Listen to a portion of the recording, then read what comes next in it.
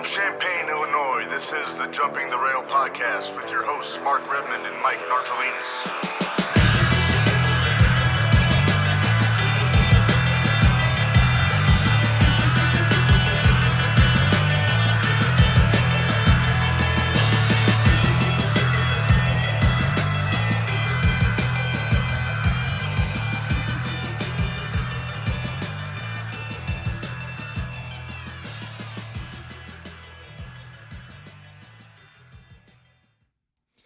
All right, welcome to episode 25 of the Jumping the Rail podcast from Champaign, Illinois. This is Mark Redmond, and I am joined once again after a couple episode absence by my buddy, the Pain Train, Mike Narge. Narge, how's it going, buddy? Often imitated, but absolutely cannot be duplicated. I am back. Oh, I bet it's my phone, Mark. Mark's waving around like he's about to land airplanes. Yeah, my phone, I like to hear myself.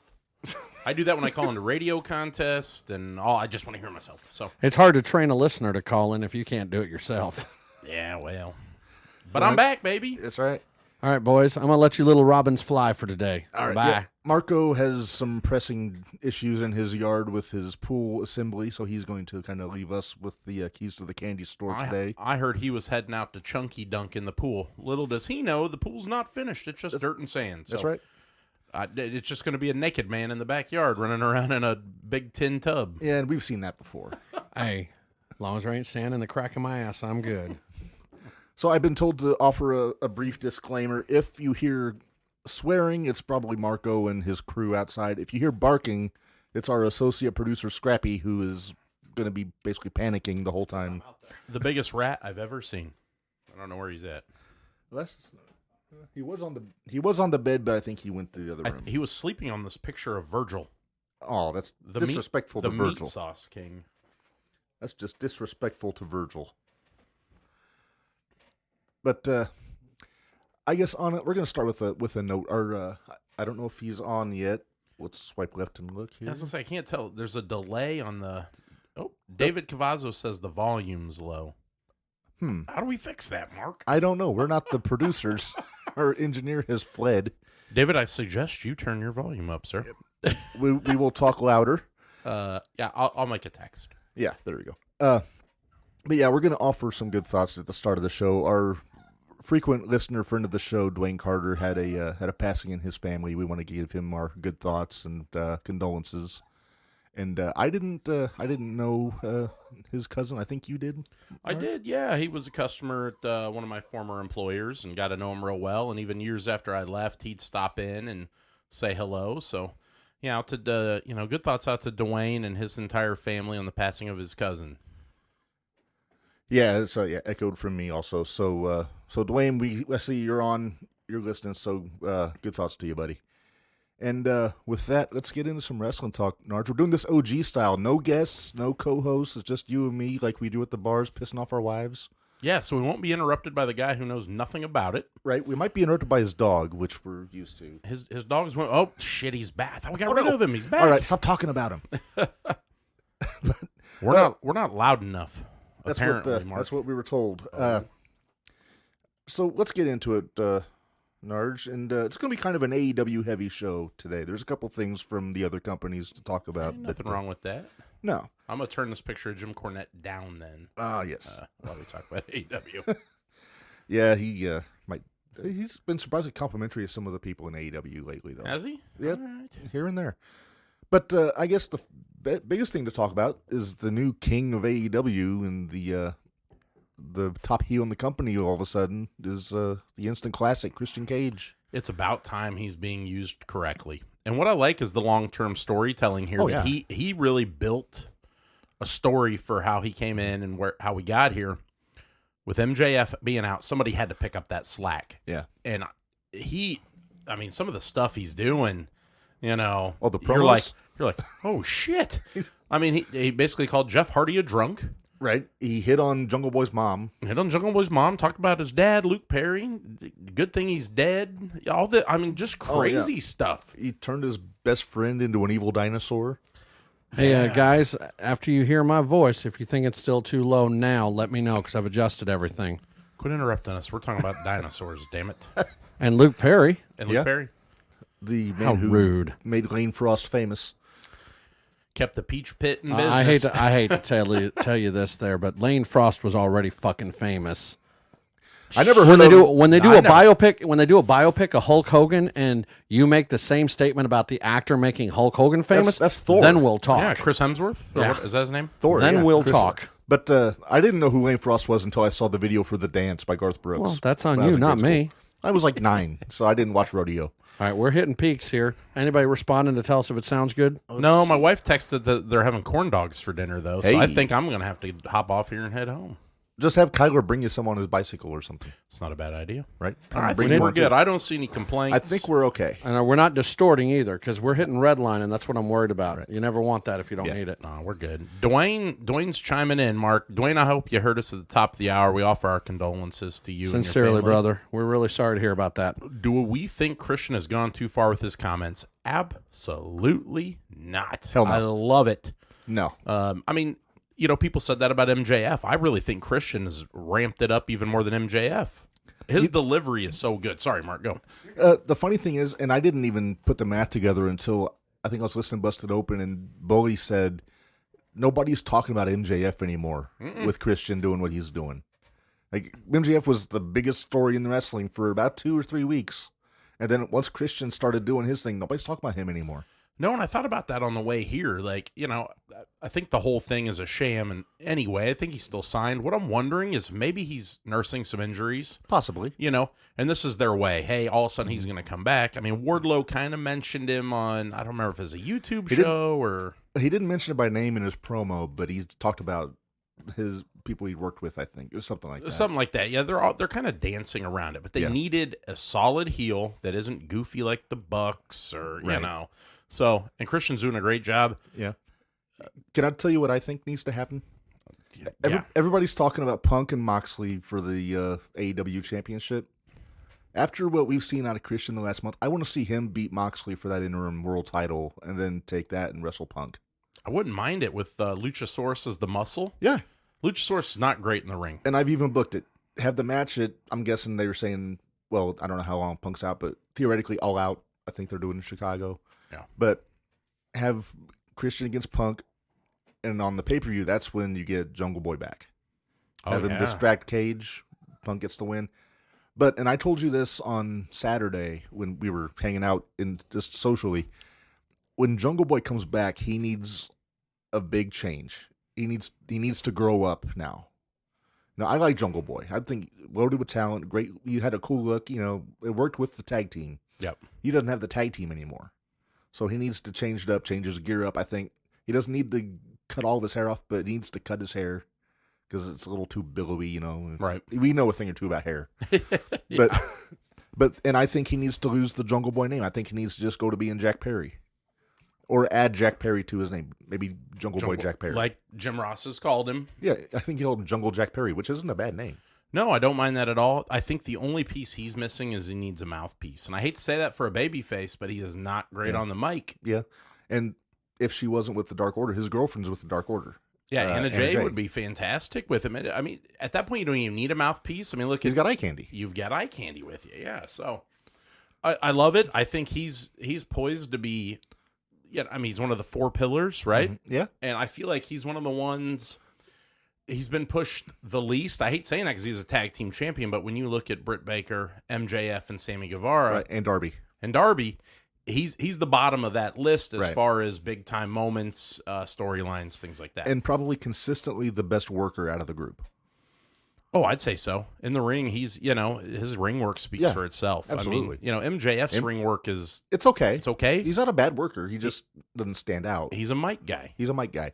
MJF's the talker. Sammy's the flyer. Darby's the crazy risk taker. And Jungle Boy's the technician, I would say. And Britt's the, Britt's the lady. she's the eye candy. And I don't want to sound like a chauvinist there, but No, and Britt's fantastic. I mean, Britt is the best female wrestler on the roster, in my opinion. Absolutely. I know you like Serena, and I like Serena in the ring, Yeah. but Britt's got the total package. She's got the promo. She can do the work in the ring. She's got the look. I thought you were talking about Adam Cole. She got that too, baby. I don't know about Adam Cole's total package. And that's just uncomfortable to say. Moving on. But yeah, I could see Jungle Boy I think he should have been the TNT champion already. Yeah, I don't, I think I could see. So what's that new belt called? The Worldwide Atlantic thing? The All Atlantic Championship. I can see Jungle, Pac, or Pac, or what are we calling him these days? Pac. Yeah. Okay, Pac-Man. Yeah, Pac-Man. Overdue for him to get a title, by the Is he way. a babyface? Is he a tweener? He's a babyface right now. Babyface. He's doing the thing with Death Triangle. Yeah, so I love AEW, right? Yeah. It's very convoluted at this point. There's so many. Eddie Kingston's here, and then he's here. Pac is here. There's people with multiple factions going at once. Penta and his third gimmick of his name is here. Right. Some of that's hard to keep track of. A little bit. Well, I mean, for instance, was it 2 weeks ago they had Danhausen out, and he needed partners. What the hell does he need a partner for? He's He's with got the Hook. best friends. But he's with Hook. And he's got Hook, too. So where the hell's Hook? Hook hasn't been on TV in a month. He's back in Rampage limbo. So, But, I mean, I'm not going to ever complain to see FTR on TV. But you know what I really wanted to see? No, I love FTR. Not to cut you off because I was thinking about it earlier. Yeah. I really wanted to see Mr. Daddy Ass, stick with the Acclaimed. I love the Acclaimed. I love everything about him. I love the rap. I know you're big on... I'm big on Bowens. And I like Caster. What? Murray runs around the house and it says "Scissor me, Daddy" all the time, God. and I don't correct No. him. So we do No, the you have to correct him. So he does. He'll Tell run him up. only He'll at give, me home. he'll give me the scissors, and he'll be like, "Yeah." So we do it. He does not call me Daddy Ass though. That's good. Yeah, that's a good thing. Probably. Don't Have you looked at Billy Gunn's boys? The Ass One, Boys? yeah, the Ass Boys. One looks exactly like him. The tall one. Yes. Yes. I mean, exactly without all the muscle mass. Right. And the other one looks kind of. I mean, I get he's their dad, but it's just weird. You see him out there, and you can I don't know. It's very strange. Some people look like their kids, and some don't. But they're pretty spot on. But they're not hitting the gym quite like Daddy Ass. No, they're in decent shape, but yeah, I mean, nobody has a physique like Billy Gunn in AEW, which is saying something because he's like 30 years older than most of the roster. Oh, look at this. All right, Floyd Fisher, welcome to the show. Hello, Floyd Fisher, huge independent wrestling fan. Not a bad idea, Redman. He's following up with you. He said he wants to see Jungle Boy come back. Basically say, you got your wish, Jungle Boy's dead. I'm Jack Perry, and I'm going to kick your ass. Perfect. And then just go to town on Christian, man. Yeah. That's they complain AEW bleeds too much, but I think that's one right there. Those guys could They could have a good down. blood. That's a blood feud in the making. I wouldn't mind seeing it. That's something similar to Cody and Dustin. I think it's one of the best blood matches we've had. I mean, these guys, Christian literally took him under his wing and drug him on, and that backstory is what helps for me. That Christian really put it all together. They could have done that with Cody and MJF early on. Oh yeah, I mean they were buddies. They had the one match, and then they were done. It didn't make any sense to me. A lot of what Cody did in AEW didn't make any sense, and I don't know whose fault that is. I think a lot of that falls on Cody. I hate to say it. I don't know if that's a Tony thing. I think Cody had a lot to do with his booking. Yeah, I think Cody kind of became a mark for himself. Yeah. And I think this going to WWE is going to humble him a little bit. I think so. Right? He's hurt. He's out right now. Yeah. When he comes back, I think at some point he will win the world title. Oh, yeah, definitely. But I don't see him staying at that level. I just, Vince, if Vince stays in power, and that's a whole nother thing we won't get into, but right.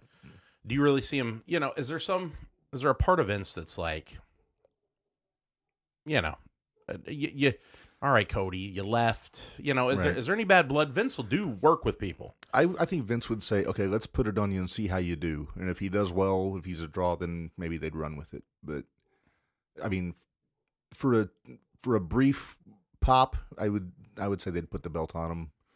Oh, yeah. WWE fans seem to love him a lot more than AEW fans, so. Right. I mean, they're not throwing the weight belt back at him. No. It is hot in here. It's a little toasty. Mark keeps this house on like 92. Can we turn that fan on, or is it going to mess with the sound? I don't know. Who cares? It's our show. I'm going to do it. Hang on. Imagine Marco's got us on the live feed on his phone, and he's going to hear the waves roaring and come charging back in. Turn the lights off. Right? Wait a minute. There we go. 2. Is that the low one? That might be the low one, but we'll go with it. We'll see how it goes. So, we talked a little bit about championships. We got a...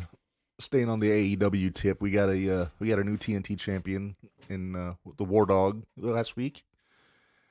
I don't know how I feel about it. I'm not sure I love it. No, it feels a bit rushed. They've kind of compared him to Goldberg, and that's really what I see this as, is when Goldberg beat Raven.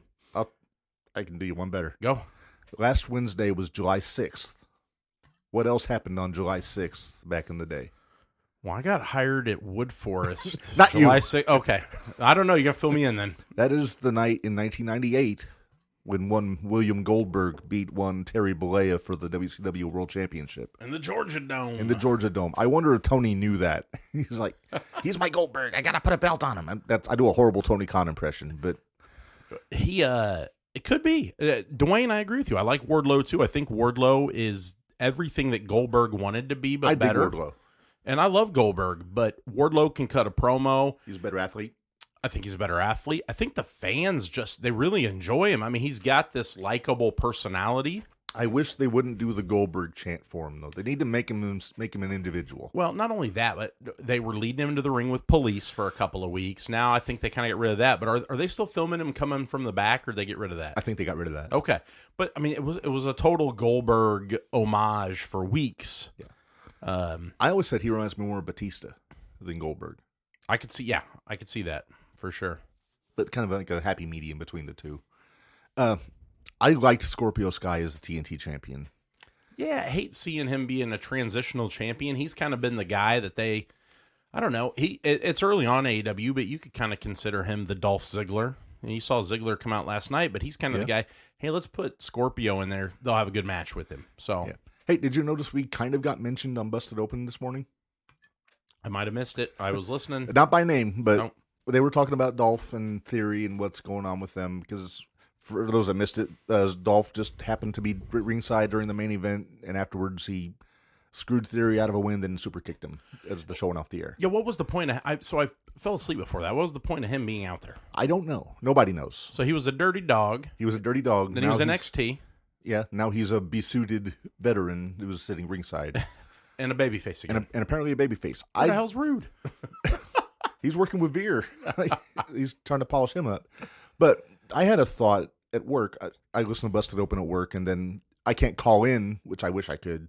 So I always wind up tweeting Bully or whoever with my thoughts, and I never hear back anything because, why would they?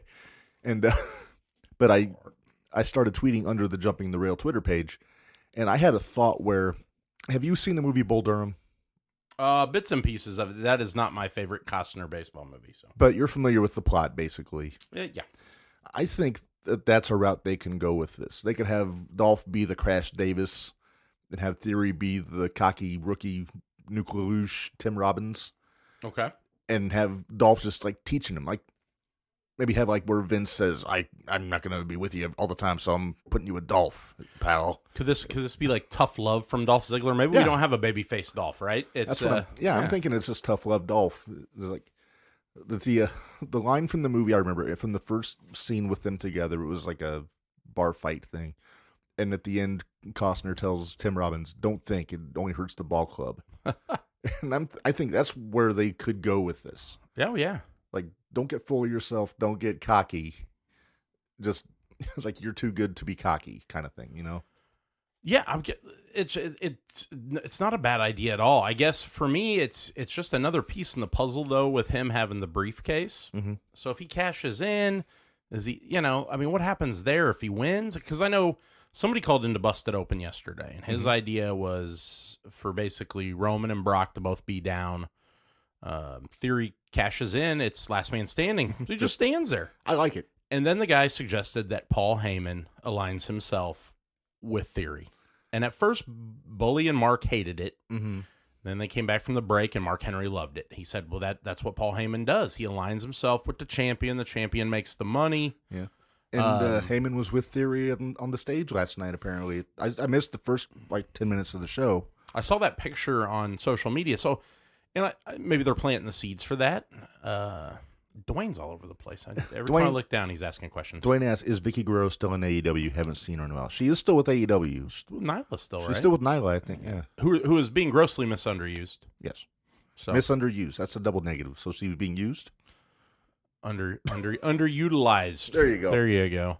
I've told you how I'd use... Not stab. Easy. Back Easy. Back it up. I'm not using Nyla for anything. We won't get into that. But I would like to see Nyla and Jade at some point. But again, I think you need a babyface Jade for that, and it's not coming. Speaking of, back to AEW, we're jumping around. The baddies, what happened to Velvet? Red Velvet? Yeah. Is she hurt? I don't know, because it's been Kiera Hogan. It's been Kiera and... the new, very attractive lady. I don't remember her name, but I'm a fan. Stokely called her an interim baddie, which makes me think the Velvet's coming back. Okay. And that's what I wonder. I haven't seen Velvet in weeks. Right. I think she got hurt. So, all right. But I don't know that. But, yeah, Stokely's doing a hell of a job in his brief time with AEW, I think. Yeah. He's a more convincing mouthpiece for Jade than Smart Mark Sterling Smart Mark, they really didn't address that. He just kind of moved on, and he's with Tony Nese, and much the way Sonny just went away from Farouk and he started the Nation somewhere else. I wouldn't. Mark Sterling, I mean, I know he's buddies with Cardona and Myers and them, so I'm kind of surprised that hasn't got, or Tony's not tried to use that. I know Cardona's hurt, but maybe Matt's just enjoying the indies and doesn't want to sign a deal. I think Cardona's having the time of his life right now. I mean, he's still under contract to Impact. But, is he? Okay. Yeah. But, he's just hurt, so he's out for a bit. But I'm hoping that I hope he keeps doing what he's doing, because what he's doing is fucking awesome. Oh, he was one of the best parts of 2021, for sure. Yeah, he was my heel of the year. And I mean, and his wife, Chelsea, she's fantastic too. I mean, what I loved about her is on Impact there for a while, she was the babyface. Then you go to like GCW in the Indies, and they throwing shit at her. Oh yeah, it was awesome. So. And now she's just kind of embraced it in Impact now. Is she a heel there now too? She's a heel there. She's a heel in the NWA. I knew that. Okay, I knew NWA. I haven't watched a whole lot of Impact. I try to catch it when I can. Again, it's still... But I'll tell you what, and we've talked about this on the show, anytime I watch Impact, I am entertained. Man, it's... Honestly, I think, like, bell to bell, like, for the time that they're on, that's probably the best put-together wrestling show on TV right now. I love it. They got Tom Phillips down there. They've got... We got Aiden English, Matt Rewalt. That's right. He's doing it. Right. My only complaint, and it's been the same complaint with Impact since before COVID, is the presentation. Mm-hmm. It's dark. It looks like they got 20 fans in the building. I don't need old, with all, I think they should shake that up just a little bit. The ring works great. Yeah. Figure out a different presentation of some kind. So. And they need a better TV platform than Access TV, because not everybody gets access. No, yeah. That's always been...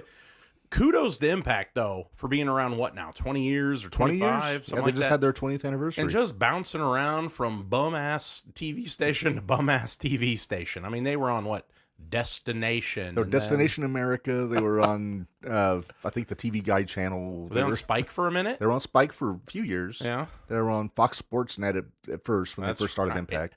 Because I used to watch it at, 4 o'clock in the afternoon when it was on, or when I was at the bar, they'd rerun it Saturday nights. On after, what was that talk show with all the four guys? The best damn sports show, period. That's it, with all the dudes sitting on the couches. Dwayne says he lost interest in Impact. Dwayne, you're missing out, buddy. For real, Dwayne. And I'm not a huge, I don't keep up with Impact, but the ring work is it's always fun to see. Yeah. They're going out of their way to put on a good product. Yeah. Plus, they got Sami Callihan back now. I saw that, yeah. He teamed up with Moxley over the weekend. He's a little guy, though. But, man, he's tough. He's like a pit bull. He reminds me of a shorter Rhino. Yeah. He's built like a box. Dwayne says Impact doesn't grab me like WWE and AEW. I don't think you're watching hard enough, buddy. And who's grabbing you, Dwayne? Vince McMahon?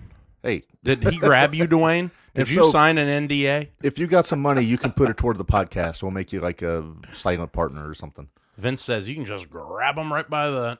that's the other guy. Yeah, we can just grab you right by the pal. Let's move on. Oh, Vince. That rascally Vince. That's the thing. People are defending Vince. They love him. I don't know. Whatever. We'll talk about that maybe later. All right, let's get into something outside of AEW, Narge, while we're thinking. And that is one Mr. Logan Paul, who's he signed a contract. I don't know what the terms are of the contract. It's probably not going to be full-time every week wrestling, but... Yeah, I wonder if it's similar. I was going to say McAfee, but I can't. What kind of contract? Is it a one match? I mean, no, they really haven't said. Is it one match? Is it six? I'm not sure. It's probably a Goldberg thing. It might be like a Romany kind of deal where you don't have to do the house shows, don't have to do all the TVs, but... It's not a bad decision. He does he really want to keep boxing Floyd Mayweather and all that stuff? His brother's the better boxer. Right. Logan's more of the showman. Yeah, and I think what we saw at WrestleMania, I thought he did a fantastic job. He's great. So, Did a hell of a job. I had low expectations, and he really went above and beyond in my book. is he teaming with The Miz at SummerSlam? Is that He is going to be wrestling The Miz. Okay, so I remember Miz wanted to team with him again, which didn't make sense. He was trying to play it off like it was all in fun, and okay. And Logan's not having it. So we're gonna get Miz and Logan Paul. Right. I think it's good. I do too, but does he realize that even though The Miz is a heel, they will cheer him? They're not going to cheer for Logan Paul. You think so? I think the kids might. Like the Kids young audience, kids are stupid. I have 3 at home. Yeah, but most of them don't really like The Miz, though. Oh, but The Miz is awesome. I know. So's his wife. My wife hates The Miz, or has always hated The Miz, but she loves Miz and Mrs. So let's talk about that. I was scrolling down the old Facebook today, Uh-huh. and I stop on a Ms. and Mrs. commercial, and I see this fantastic ass in a black thong, and I'm like, Was it Maurice. Marjo? It was The Miz. I was like, holy shit! I had to scroll. I thought it was Maurice. My eyes. Yeah, he turned around. I was like, ah. I just shared that with everybody. This is a breakthrough on jumping the rail. Maurice, though, woo, she's she's something. So. Yeah. The baby boobs have done her well. Yeah, they ain't gone nowhere. No. That's for sure. She's I'm really surprised dynamite. we don't get more of her on TV. I know maybe that's by choice. I think it's by choice, but no, when she shows up, she makes an impact. She does a good job. Oh yeah. But yeah, I think she's enjoying motherhood and being the proverbial housewife, doing her own business ventures and all that stuff. So more power to her. Do you think could this Logan Paul thing be a segue to The Miz coming back to a babyface run for a while? We got a short one before. Possibly. But He's better as a heel. I know. Yeah, they need good heels right now. I mean, I know they're short on baby faces across the board, but you can't have too many good heels. No, I think it's better to have a full roster of heels and less good guys. You know, that's how you build. That's how you build them. Right. So You can have heel versus heel matches and say, oh, they're both greedy and they're both trying to. Right. But if you have too many babyface versus babyface matches, I tune out because it's too like buddy and Who's your top babyface right now in WWE? In WWE right now, Top one, both shows. Brock Lesnar, definitely, but and he is, but he isn't. You know what I mean? He's not your traditional. He's changed. Hulk Hogan, brother. Brock has changed nothing about his presentation or his ring work as a babyface that he did as a heel. And for me, I think if you had to pick a top babyface, and I don't like him, but I think it's Drew McIntyre. I'd say definitely Drew's the top babyface on SmackDown. Yeah. I mean, there's also AJ's up there still.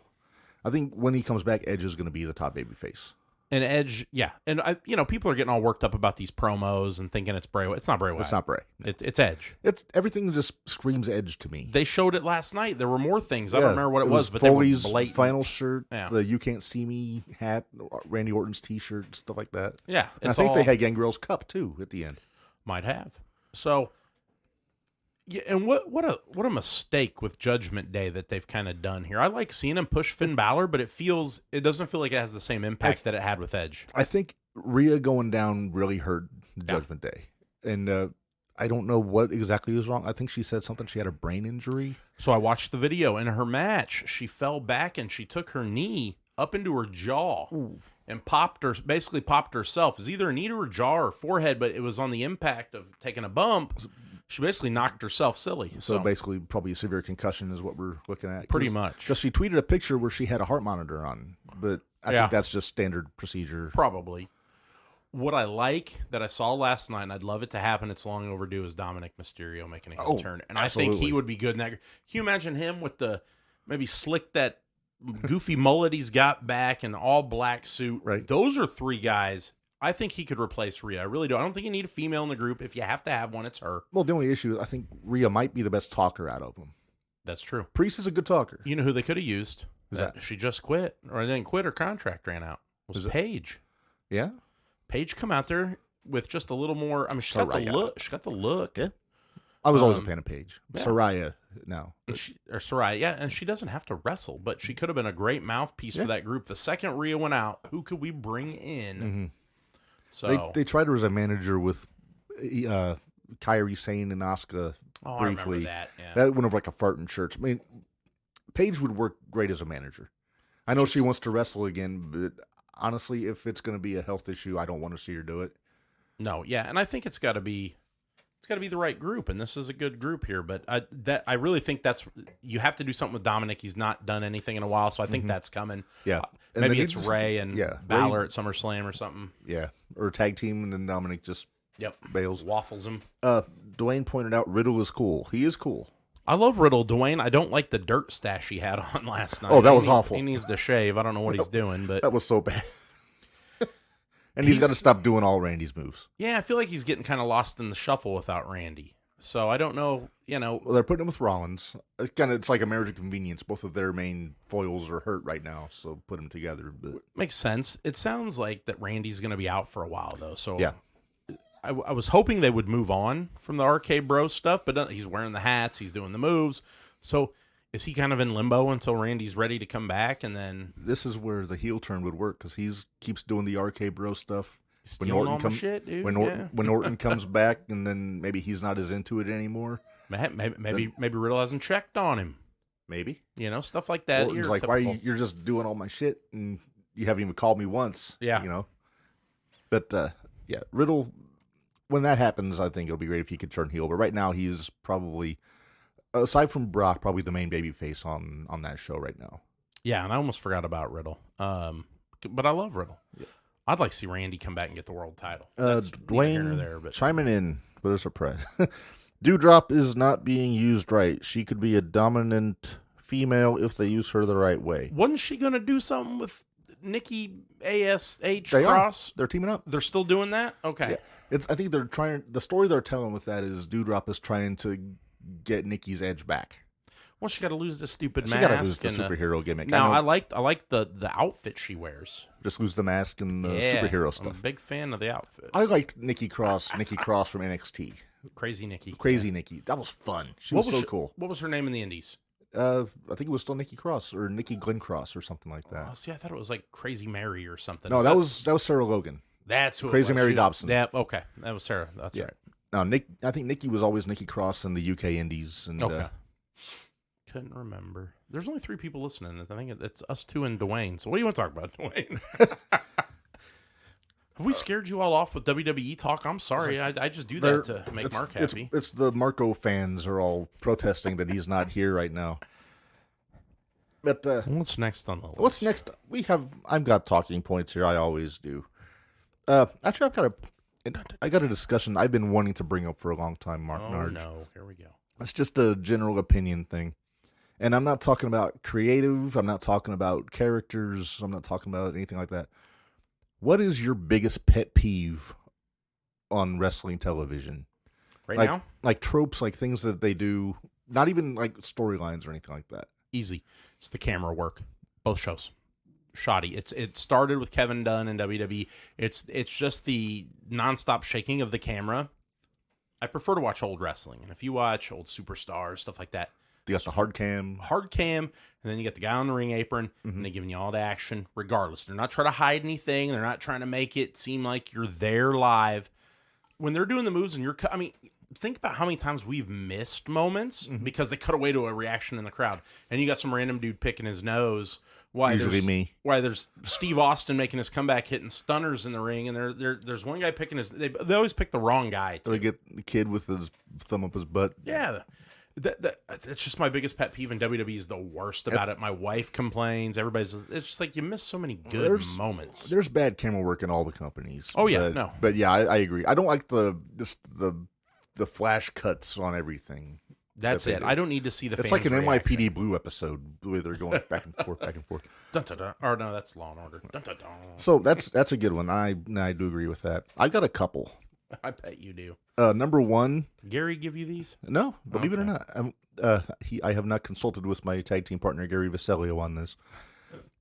Number one is when they have like multiple people in the ring doing a promo and everybody has a microphone. Yeah, you don't need that. I mean, they need to have a stick man. Get what's his name, the Irish guy that did Oh, play-by-play. yeah. Just have him be the stick man. Just have him ask leading questions, just one by one. Be like Shivani back like in the Shivani, day. be like Mean Gene. Yeah. And especially when it's just a tag team in the ring without somebody, and they both have a microphone. Not everybody needs to talk. No. That's like the Jericho Society deal. I want to hear Jericho talk. I Right. don't need to hear Jake Hager. No. I probably don't need to hear Magic Matt Or and Garcia. any of them. No, I Basically, don't- just give me Sammy and Jericho on the stage. yes. No. Back in the day, it was Arn and Flair. I mean, And Tully. and Tully. Every now and then. Not Luger. Barry's not talking. Luger's not talking. Sid, stand back here and look tough. We're not giving you the mic. Right. You know, Ole every now and then. We're crossing them all up. But Paul Roma, don't give him the mic. Oh, Roma. Pretty Paul Roma. The linchpin of Pretty Wonderful. But no, I agree with that too. What else you got?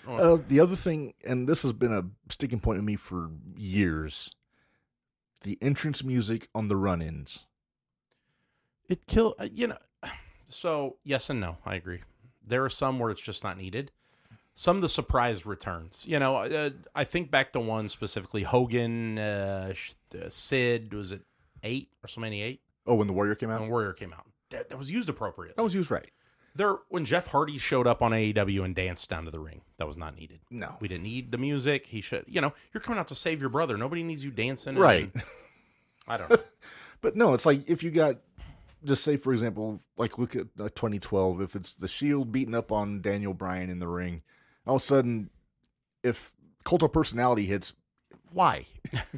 It's for the pop, man. It should be where the guy isn't waiting for his music. I'm going to go down. I'm going to bail my buddy out. I'm going to help. I'm going to beat up these guys that I don't like because they're taking advantage of somebody. Right. It's like they're waiting in the Gorillas like, hey, are you ready? All right, play my music. It just seems, it's like a big disconnect to me. No, and it makes sense. I mean, if you're running out to save somebody and you run past Gorilla, that guy's not like, oh shit, I got to hit play. It'd be more realistic if he's halfway down the ramp and then it starts. Exactly. Exactly. Here comes Steve Austin. The glass breaks as he hits the ring. Shit, I missed it. I did that a couple times during baseball walk-up songs this year. The kids be in the batter box, and I'd be like, oh, shit. And it'd be like, now batting. And the pitcher, I did it one time. The pitcher goes to throw the ball, and they look. And I was like, my bad. Collusion. So the kid got another pitch, but, Oh. Hey, I tried, and I told him I was the perfect guy for it. I'm a pro wrestling guy. That's right. So it worked out. I had another one that I forgot. But no blood on WWE when they have matches that really need blood. That's a creative issue in my book. But yeah, I'm not a fan of that either. When blood's done right, it's great. Yeah. But I mean, you're right. It shouldn't be in every match. Like No, you shouldn't bleed for the sake of bleeding. No, I don't want it in every match, but it needs to be done when it needs to be done. We went so long in WWE without it that when AEW brought it back, it was so refreshing. But now it's almost weekly. Somebody is in color every week. And I agree, you don't need that. Yeah. That match, the blood and guts match, you can't call a match blood and guts without there being blood. And there was plenty of blood. And that's where WWE needs to kind of get their act together, because you can't have a War Games match without blood. You can't have a Hell in a Cell match without blood. That blood and guts match, I have a complaint about that, though. I thought it was a good match. What I didn't care for, you knew somebody was going to bleed. Mm-hmm. Why are the Jericho Society in all red? It was just a weird... I didn't need them in white because they did white once before. Why not come out in all yellow? Or something just gaudy and annoying. Something Jericho would do. Silver. Bright yellow, silver. And I told Rachel, I've given her all these color ideas. She's like, I think the red looks good. I said, until they bleed. The mesh muscle shirts were too much. Yeah. And the matching... They looked like Menudo going out there. I love seeing Eddie Kingston out there. Oh, he's so good. And you got your wish. He's getting a lot of hate this week, though. Oh, man. I feel so bad for Eddie right now. They're body shaming him. How dare they? Fuck. Eddie Kingston is not a chiseled Adonis. And well, like he somebody said, he looks the part of a legitimate... If you think back to all the tough guys in wrestling, how many of them were body guys? Was Terry Funk a body guy? Fuck no. Was Dusty Rhodes. Murdoch, you can go on. New Jack, Sandman, all the guys that were out. Hansen. Stan Hansen, beating people's ass, looked like a guy you'd find at the bar drinking, a Busch Light. So. Even Brody wasn't a body guy. He was tall. But then you see guys, somebody like Chris Masters or Scott Steiner. Yeah, they're built. I wouldn't tangle with Scotty in a bar fight. I wouldn't, but when I think of him, I don't think of one of these guys that's going to throw down. That's Rick. Rick's the one I look at. Like, that's the guy who's just going to start punching people. I remember somebody, I think Conrad asked Shivani once, if you had to fight, have had either one of the Steiners, like watching your back in a bar fight, who'd you pick? And before he got the question, I said, Rick. We're going to have to bring Dwayne on. He's given us all the tidbits that we already know. What was inspired? Oh, the outfits. The attire? Okay. Yeah. But, Dwayne, we appreciate you. I'm just giving you shit. Yeah. But yeah, no, I knew what it was inspired by. I love Clockwork Orange. Great Stanley Kubrick movie. Not my favorite Kubrick movie. it made for some interesting matches in TNA with Yeah. Raven with the Clockwork Orange House of Fun matches. Raven was back. I saw an Impact. I haven't watched that episode, but he was doing something, right? I think he was refereeing because there was I think Sammy Callahan and Moose had a Clockwork Orange match. That's what I thought I and saw. I think Raven might have been the referee there. Talk about a guy who has aged. I don't want to say he hasn't aged well, but he just Not gracefully. he reminds me of Mama Fratelli from the Goonies a little. Every time I see him, I remember I'd met him. It's in always Dallas. Goonies with you. I met him in Dallas at 32, and he had these Coke bottle glasses on, and I've got a picture somewhere, but I was like, damn, what happened to you? You were Scotty the Body at one point. Scotty the Body, now you Scotty in here- Flamingo. Now you in here yelling at them damn Goonies. So, I don't know. Keeping Sloth chained up in the basement. Baby Roof. Give my regards to One-Eyed Willie. Oh, yeah. Speaking of Sean Astin from the movie Mikey. Rudy. He got COVID this weekend. I saw he was supposed to be in Chicago at some fan expo and ended up getting COVID. So Oh, man. Bob from Stranger Things, for anybody who's a Stranger Things fan. Rudy Rudiger for football fans. Yeah. I got an autographed Rudy poster from him in my basement. I'm jealous of that one. That was a big deal. He was one of my. We went to these conventions, and for years it was to meet wrestlers. First time I went to a horror convention was to meet Ric Flair. Mm-hmm. Coming out of that, I've met Judge Reinhold, Sean Astin. I mean, I met some good ones. You met Carl Gottlieb.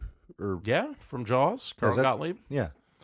Which I know is big for you. Susan Backlinney, who's the Jaws victim number one in the beginning. Right? The Bikini Girl. The Bikini Girl met China. Yeah. Met China. Tara Reid. Yeah. So we've had Daphne Zuniga for me from Spaceballs. Oh yeah, She was at that Days of the Dead con we went to.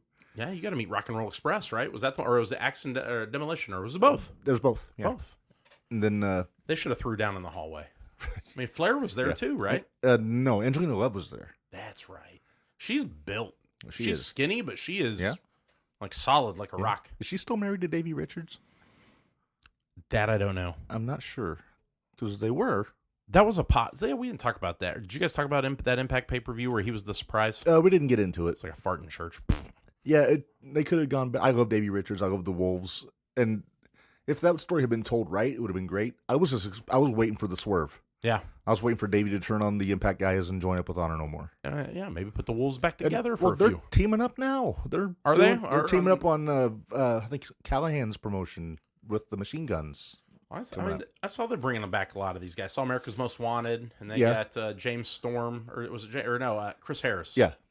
But he didn't really do anything. He No, was in the match, and they said he didn't take any bumps, didn't really do anything. Well, he hasn't wrestled in probably 15 years. Yeah, I think he So I posted think on he's- Twitter that he was like, I made it through a match and I didn't die or something. Yeah, I think he's enjoying his retirement. I think he came back for the pop. Yeah. For the nostalgia. Because AMW is probably my favorite tag team in Impact. Him leaving and going to WWE is the worst mistake he could have made. Bad call, I mean, man. you saw what happened with James Yeah. Storm. I mean, he blew up, and so he was the world champ at one point, right? Yeah, he was for about a week. So but I knew he had the belt yeah. at one point. He so. beat Angle for it, and then Okay. he got screwed over by Rude. Beer Money's a team that I wouldn't mind seeing him bring James Storm over to WWE and let giving him a Beer Money run. I don't know if anybody'd remember it now, but Rude's not doing anything. His buddy's gone. The dogs are done. So Right. Well, we can assume. I mean, they haven't gotten into a lot with what's going on with Ziggler. And that'd be my guess. yeah, But so we have, and this isn't on the list I sent you, Narge, but it's something you'll enjoy talking about. We had an anniversary last week that all the good stuff happens in between episodes. Like when there's something newsy or something, so we have to wait and try to remember to talk about it. are we going to tell the fans to stick it, brother? Well, you can. I'm not going to because I'm a going to. gentleman. By fans, Dwayne. down, down, down, down, down, down. So yeah, on last Thursday was the 26th anniversary of the night that Hulk Hogan revealed his true colors and became a dirty bastard and stabbed WCW in the back. Like Bobby Heenan inadvertently said, whose side is he on? I love that. That was my favorite thing because it's something Heenan would say. And, I've said this for years, always bothered me. So I had the VHS tape. I remember I bought it on my 8th grade class trip. We were in like a Sam Goody in Chicago, and I'm like, oh, I got to get this.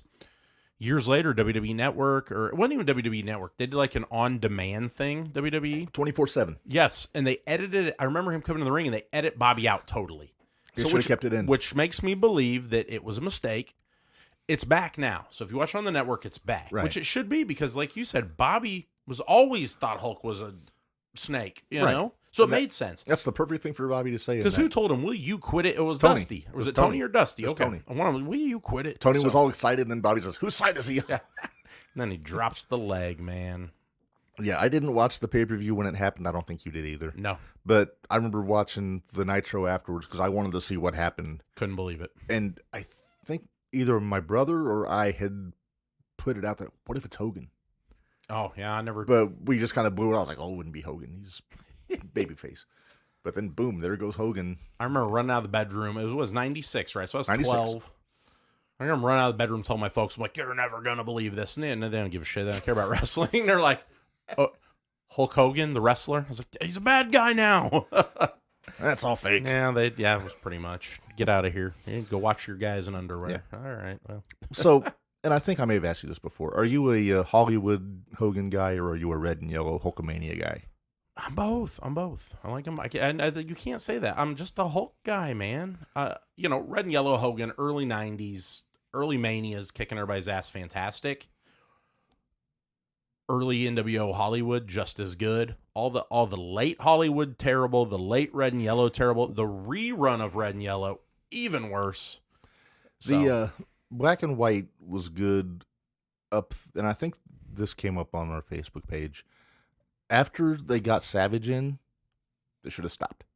No more people. We didn't need Horace and Stevie Ray, Brian Adams. Yeah. Yeah. Norton, I'm good with. He's the muscle. Cool. He's the heavy. I always like Scott Norton. I like they brought Muda, Japan, made it seem like they were kind of taking over other parts. Yeah. But it just got to the point where it was like, oh, you want a T-shirt here? You're in the group, And then they had to split off into two groups. And then that's when it kind of jumped the shark to me.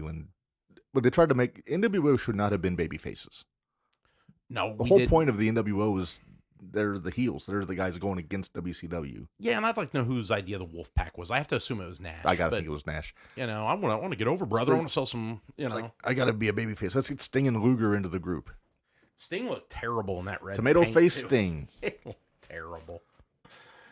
Yeah, that my only issue with Hogan, black and white Hogan early on, he hit his stride finally. Early on, he was trying way too hard to be cool. Oh yeah, brah. Yeah. Come out with this beanie on and his Jinkos. I don't know if you remember that. There's a picture out there. What are Jinkos? The big baggy jeans back in the day. They're like black. He had black ones. That was more when he joined the Wolf Pack after the Finger Book of Doom. It could have been. I don't know. Like he was wearing the big parka, trying to look gangsta. Yeah, I'll find a picture. He had the Jinkos, and then he had the snow hat and the white glasses. It might even been when he was trying to run for president. It might have been. I think it was like 99 after the Finger Poke of Doom, but I know what you're talking about now. Yeah, when he first showed up and he was trying to, when it was just him, Hall, and Nash, it was great. That was probably the best that group had ever been because, Yeah, go. Yeah, that was about 99. He looks ridiculous. Yeah, he looks like somebody's dad trying to be hip. Yeah, like this little kid here. Okay. I'm showing a picture of Hulk with Nick. I watched a video the other day of Nick Hogan, who, Nick Hogan rubbed me the wrong way a few years ago after his whole vehicle. The car wreck and everything. Yeah, and now, everybody just kind of, I think Hulk bought their way out of that, and I don't know what he does down there in Florida now, but Nick was on there trying way too hard to be cool, too. He's like, oh, brother, tonight we're having a party, and I just got done banging in the gym with the Hulkster. Hanging and banging, brother. Nick, you've done absolutely nothing but ride your dad's yellow, shredded T-shirt coattails, buddy. Right. So go do what Brooke does and stay the hell out of the way. Right. Yeah, I missed out on meeting Brooke at the Squirt Circle Expo, but she was there. She looked. She. Did you see her? I did. Was she all right looking in person? About the same as she always has. I always thought she was attractive. Yeah. She's gonna go the way of Linda though, and then. Yeah, Bully Ray dodged a bullet there. Yeah. But then who was Bully with for a minute? Velvet Sky, right? Yeah, And now they're dead. they are. You run that They too? were separated. They were never married, but they're split up. Yeah, they were a thing. Now Velvet's doing the commentary in the NWA, and Yeah. I think Bully was trying to angle with EC3 to get booked on a couple Control Your Narrative shows in Philly and New York. Did you coming see up. they're going on tour? I saw that big tour. We may have checked that out. Yeah, Indy. they'll be in Indy and they'll be in Chicago. Never heard of the place they're at in Indy, though.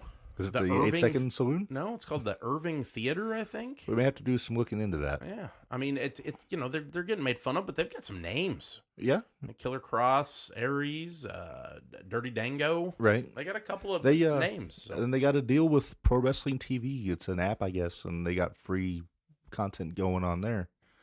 I just I'd like to check it out just to give it. I want to give it its due diligence. I hate to say it, but everybody in that group, Adam Shear really missed out on, I think, a big payday. I know he wanted a big payday. He could have got one, probably not what he wanted. Probably would have been making more money than what he's doing now, though. Yeah. He said something that stuck out to me though. He said like when they do their VIP meet and greets, like him and EC3, they don't see a dime of that. They put it all towards the other guys working for the company. And maybe he's been banking for years while he's in W. If he was smart, he's putting all that money back. I mean, he's making money. Oh yeah. I mean, merch sales and stuff like that. I mean, Braun Strowman was a huge. Hey, he was in Holmes and Watson. He's getting some royalties from that. That movie sucked. It was not great. That was no. It could have been. Hose. It could have been so much better. I mean, Will Ferrell and John C. Reilly is usually an A+ to me, but that one kind of missed the boat. Yeah, not good. So. And we will at some point when we have Marco in for a full episode, we are going to actually do our discussion on movies and wrestlers in them. But that's going to come for another time, because that's the one thing that Marco can actually contribute to the conversation on is movies, because that's all he does is watch movies and put his pool up. Yeah, once that pool's up, I don't know how this podcast is going to go down. It's going to be live from the pool. Yeah, we're going to have to get a little floating. Put overhead mics on and bash it, jump in the rail at the beach. yeah, do our own little bash at the beach thing. Well, you'll do the Kevin Nash cannonball into the pool. And So get this, and maybe I'll have to put it on the page, but I'm going to Panama City in August. yes, you were telling me that. And I'm heading to Club La Vila. Nice. It's not open anymore. It's still there. It's got the sign up. So I got to do the photo ops in front of Club La Vila. You have to. We'll get those up on the page. But yeah, Rachel was like, "What the hell's a Club La Vila?" I said, "Are you out of your mind?" You're going to show her some nitros from spring break. I remember the one where Sting came out of the helicopter. You Yes, remember that? The I remember water that. and everything. It was. And everything's blowing away. It looked like it was going to be so much worse than what it was. Yeah. Was La Vila also the? So where was the final Nitro? Was that Panama? It was Panama City, yeah. Was it La Vila or somewhere else? I think it was someplace else. I'm going to have to look. That was also the episode I remember. It was very odd where Hogan's in the ring and the wall is like 8 football fields away and he's up on the skyscraper or whatever it is. Do you not remember this? Hogan's like, "Who is that up there, brother? Is that the wall?" And you can literally not see him. It's this little I do white not dot. remember You don't that. remember that? You have to look it up. But Hogan's in the ring and this was Giving the wall the rub. I think it was that New Blood thing and all that. But he's pointing at the wall and I'm pretty sure they were there. BJ Capel has chimed in on Hogan, asking which one he preferred. He says both. He played a great role both ways. Hogan got old just as the mood had shifted so far past him. And then he said he focuses on his bar down here and heavy on the karaoke. Okay. Hell yeah, he's doing the karaoke down there, BJ. I want to get in there and check that out. He's had Nasty Knobs. He's had Jimmy Hart. A couple of guys in there. I bet Jimmy Hart is just a blast on karaoke. That dude does not age either. No. So I found this thing. It was on a Nitro, and that's on Reddit. It says throwback to when Hulk Hogan somehow saw the wall, despite the wall standing on the roof of a building. It was hang on now. Oh, the wall. It was March 27th, 2000 Nitro. So this is close to the death of Nitro. This is pre-New Blood Nitro, if I'm not mistaken. It could be. This might be before. Yeah, they switched things up, but they've always made fun of Hulk Hogan for having amazing eyesight because it was literally so far away, and I'm pretty sure that was Panama as well. So That's around the time that Kevin Nash got the botched bloodbath in the ring, or whatever it was, when they were supposed to drop something from the ceiling on him, but it hit him like landed like 3 feet away from him.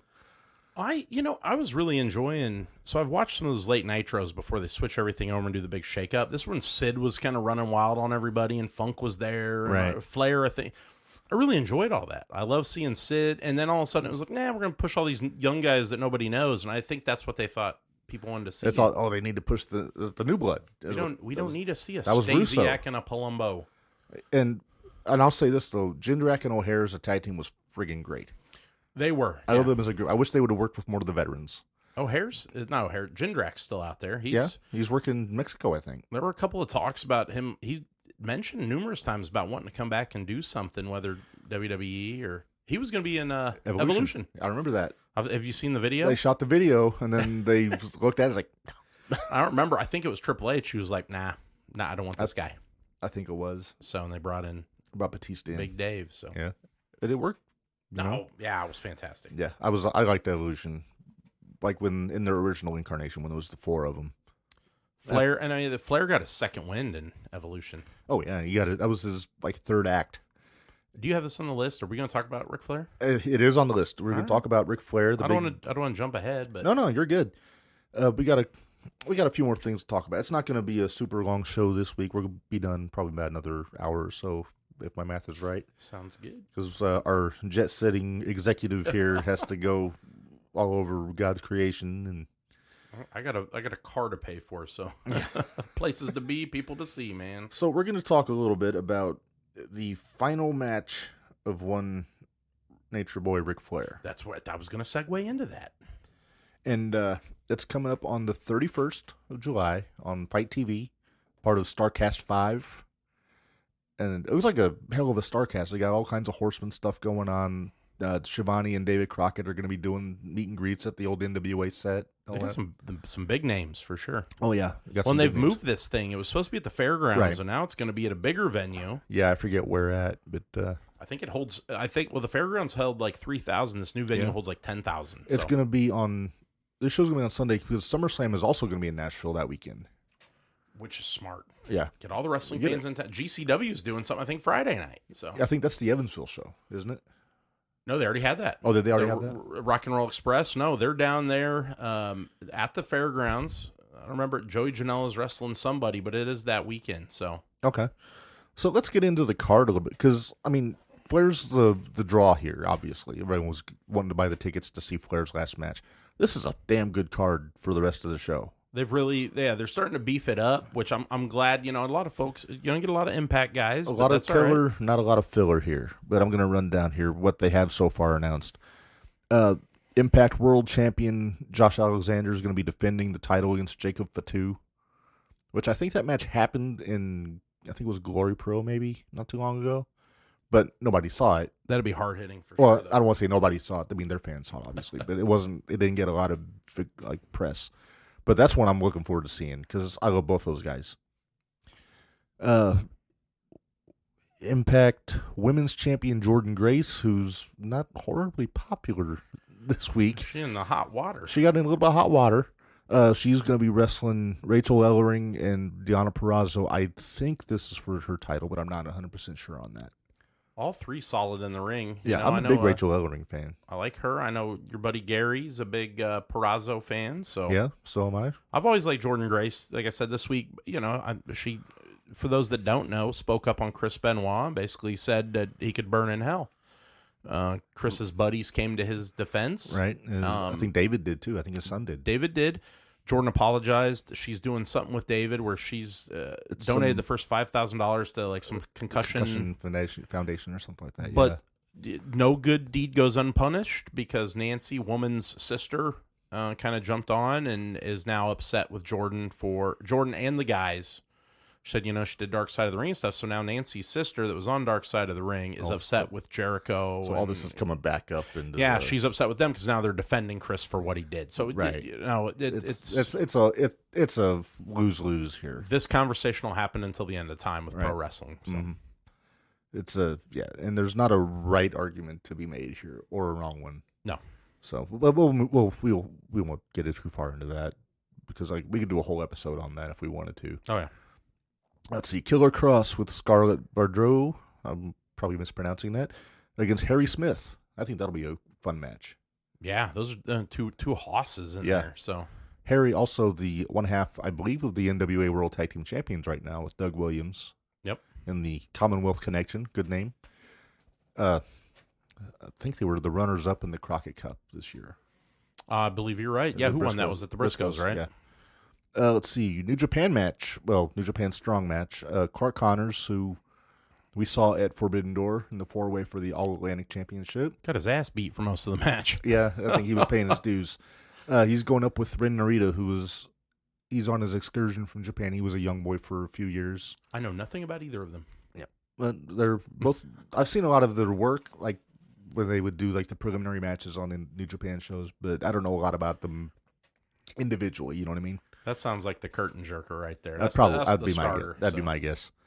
Let's see, the Wolves. We talked about this a little bit. Davey Richards and Eddie Edwards against the Motor City Machine Guns. Oh, that's going to be the match. That's going to steal the show. Steal it. Yeah. It's still a bit of a disconnect because Davey was just out defending Impact from Honor No More. Now he's teaming up with the leader of Honor No More in a tag match. But I'll never complain about a Wolves match.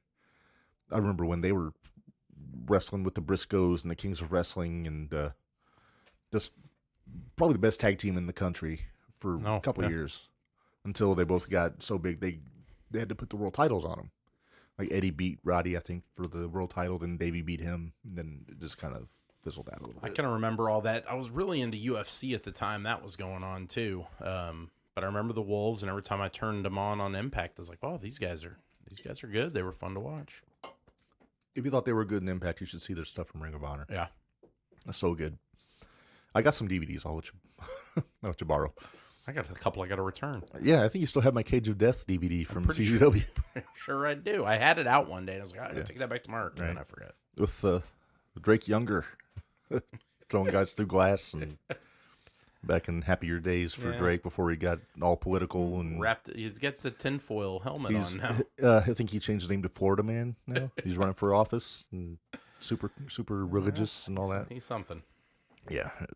Nice guy. I met him. You met him, right? I have never had a bad interaction with Drake. He was very cool in an NXT show with me and Kyler. He took pictures with him and stuff. So. I saw him. I used to see him at IWA shows when he would be working death matches or whatever. I was there when he won the Ted Petty Invitational. Had a hell of a weekend that night, and great guy, very happy. That was IWA, right? IWA Mid-South, yeah. I'm pretty sure they're defunct now, and they're not big. They're not big. There's not a lot of fans of them out there. No, well, not a lot of fans of Ian. For better or worse. Good thoughts to Ian. He was actually going to come on the show with us. He still may eventually, but we're going to kind of give him his space for now. I'm not going to bug him too much. Let him handle his affairs and his business and everything. Moving on. Let's see. We got. That means Mark doesn't want me to rock the boat. No, I won't. I want to be gentlemen. We're not going to rock the boat too much. I don't know if this is a tag match or a 4-way match, Narge. It's a AAA. It's a lucha match. Marco's missing out talking about this one. Ray Phoenix, Taurus, Laredo Kid, and Bandito. I'm pretty sure it's a 4-way. I heard. Yeah. Okay, that'll be just a train wreck, high flying fiasco. So let me ask you this. Those guys, that's some of the AAA guys, and they're able to do this. Why was Penta and some of those guys not able to do Forbidden Door? I think it's because they're not affiliated with AEW. Okay. Or like New Japan? Or what was the issue there? The issue is a AAA in New Japan. Okay. That's why I was wondering. Because CMLL is working with New Japan now. Ah, okay. But I thought it was bullcrap because Andrade is under contract to AAA and AEW, so he should have gotten a pass to do the show. I agree. What? Him and Penta? Him and Penta and Phoenix, Roosh, all those guys. Yeah. Because it would have been awesome to see a Los Ingobernables team with Roosh, Andrade, and Naito and Shingo in it. Yeah, Naito, he wasn't on the show either, right? Wasn't on he the show. Complained about it. He said he wasn't invited. I thought he was out hurt, but he said he wasn't invited. He'd been hurt. I think they might have been booked the show before he came back, but I don't know that. Back without beers. No, he's got one. One. But not for me. But besides the two we're going to crack when we open the pool. Oh. Then the other match on here, Narge, besides the Flair match, we got the Briscoes and the Von Erichs, Marshall and Ross, Kevin's sons. I like that. That's going to be a good match. It's going to be a fun match. Briscoes are staying busy. Yeah, the Von Erichs are a damn good team. They're going to is their dad out with them? Does he come out? He usually is, but I don't know if he will be here. Actually, let me see if it says on here. It doesn't say on the thing that I'm looking at. You would think with it being a Flair thing, try to get some of these big names out there. Yeah. And then, of course, the last match is Ric Flair's farewell match. And no, Dwayne, we do not know who Flair's facing yet. So I'm going to ask you, Narch, who do you think it should be? I think it should be the Pain Train. Yeah, that's right. who should it be, or who would I know like who it to be? I know who I think it should be. I think the easiest option is Jay Lethal because they've been working together. Right. That doesn't excite me. I'm not tuning in to watch him wrestle Jay Lethal. Sorry. No. I've thought about a couple of names, and the one I'm going to throw out to you may surprise you because he's older too, but he's on his farewell tour this year, and that's Great Muta. Ooh, interesting. I'd like to see Flair and Muta. That'd They're be both fun. kind of on their last legs, so to speak. yeah. Professionally, not they're not about to keel over. I'll tell you who I think it should be. I think it's a no-brainer. I think it's got to be Sting. Makes the most sense. I mean, if Oh, you're going to have like somebody you- for Flair's last match, Dwayne agreed with you. You owe him Taco Bell. I owe him nothing. He said it should be Sting. I would have loved to have saw Hogan get involved. Not, even if they did the tag match thing, I think Hogan could have worked a punch or two. You ain't gonna take a Right. bump, but If he was in better shape, it would have been awesome if they could have had worked out a deal where it would be Triple H. oh yeah, But I don't think they get along right now. yeah, I said in happier times, Yeah. and if Triple H was healthy. But yeah, the guy that makes the most sense is Sting, and I think Tony would sign off on that in a heartbeat. I think so. The issue I have is they haven't announced it yet. Is it going to be a surprise? Don't make it. If it's a surprise, it takes away from the Ric Flair moment. They're counting on Flair selling this out by himself, basically, and people are going to be, instead of giving Flair's flowers at the show, they're going to be looking at the Speculate, curtain. yeah. So I'm hoping a week before we get that. I mean, Right. the clock's ticking. The clock is ticking. I'm trying to think who else it could be. I'm trying to think of guys that Flair's worked with in the past.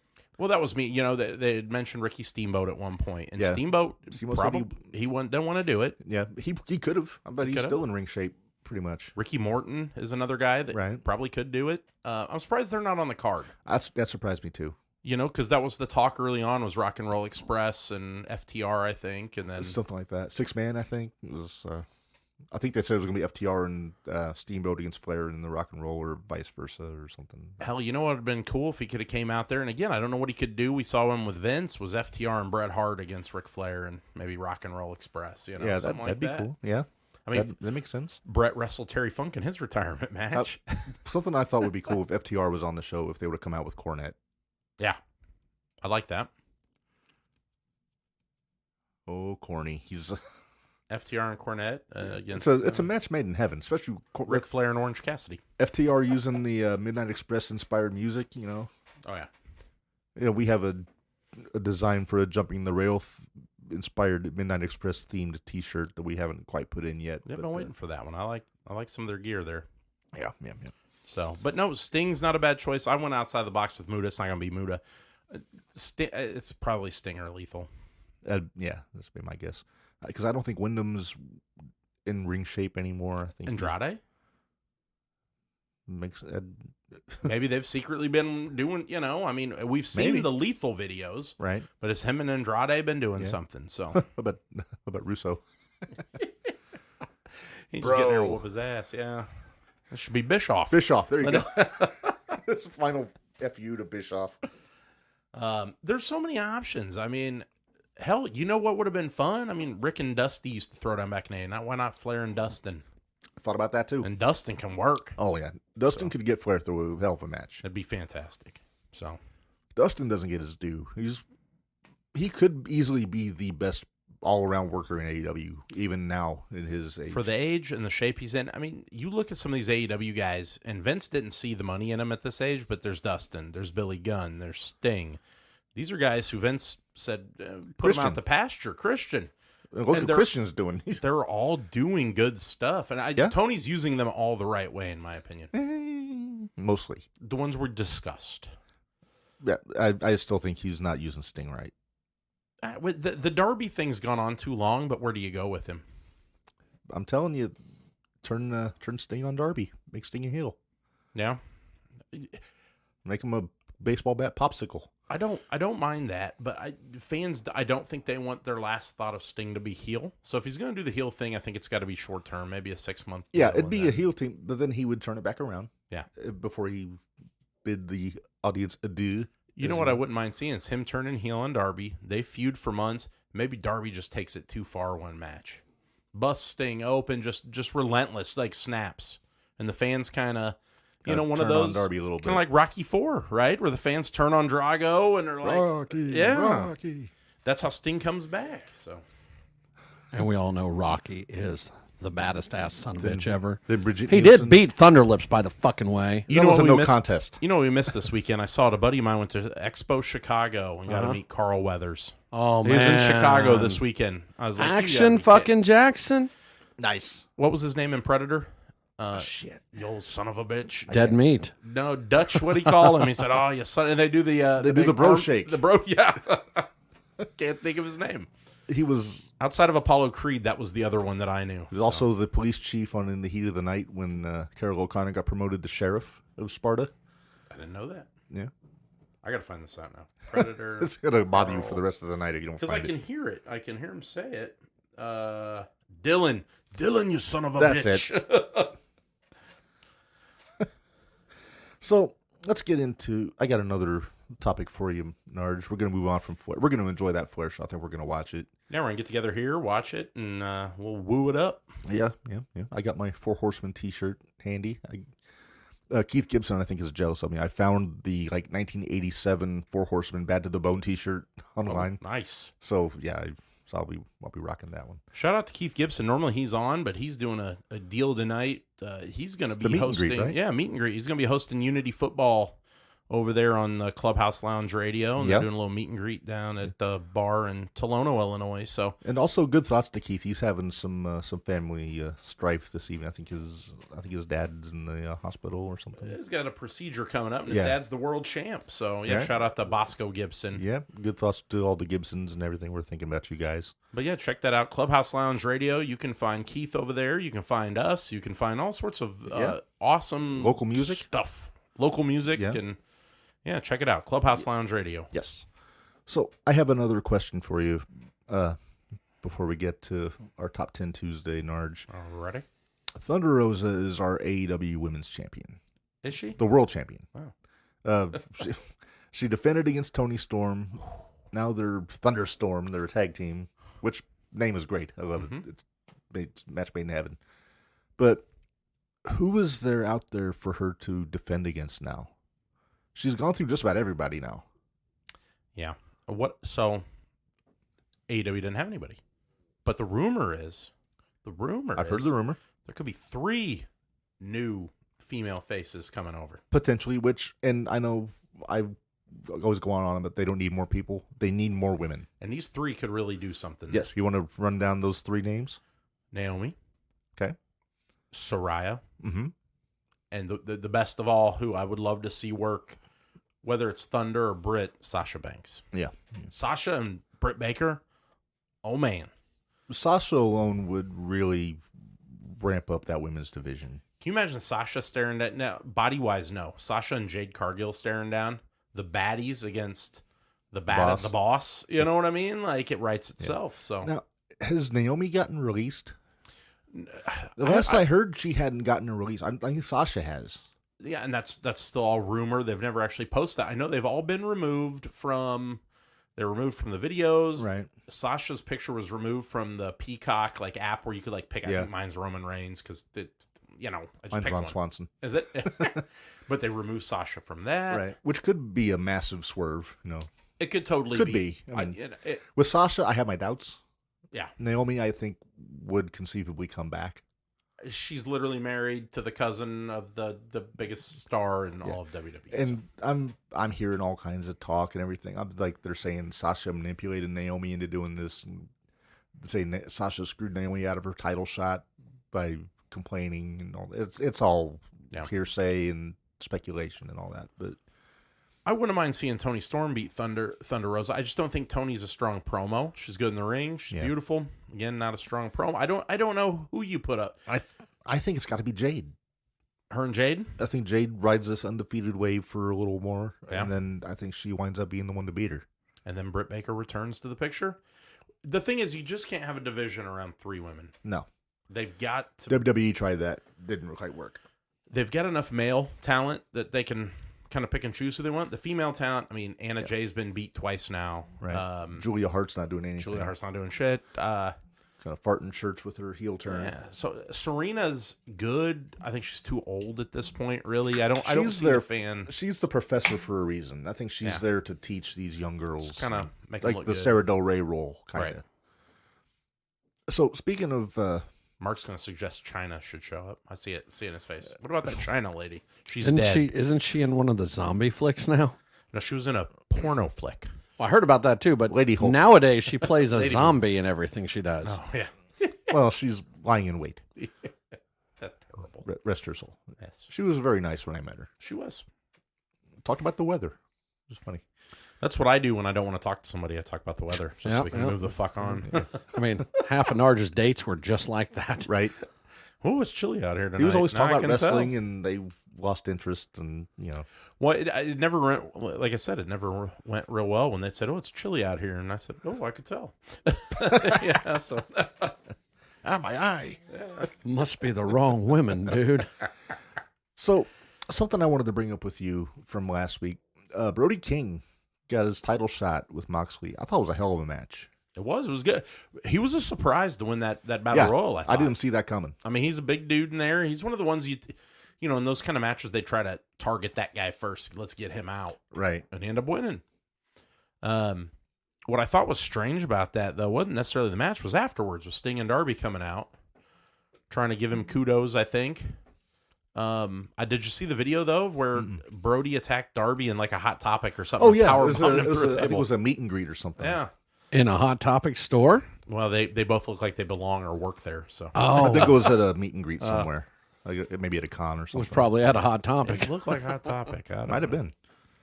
But Get your nipple piercings, everyone. where do they go from? I mean, are we going to get? Is it not Alistair, Malachi and Brody against Darby and Sting? You know, I don't know. Probably Brody and Buddy.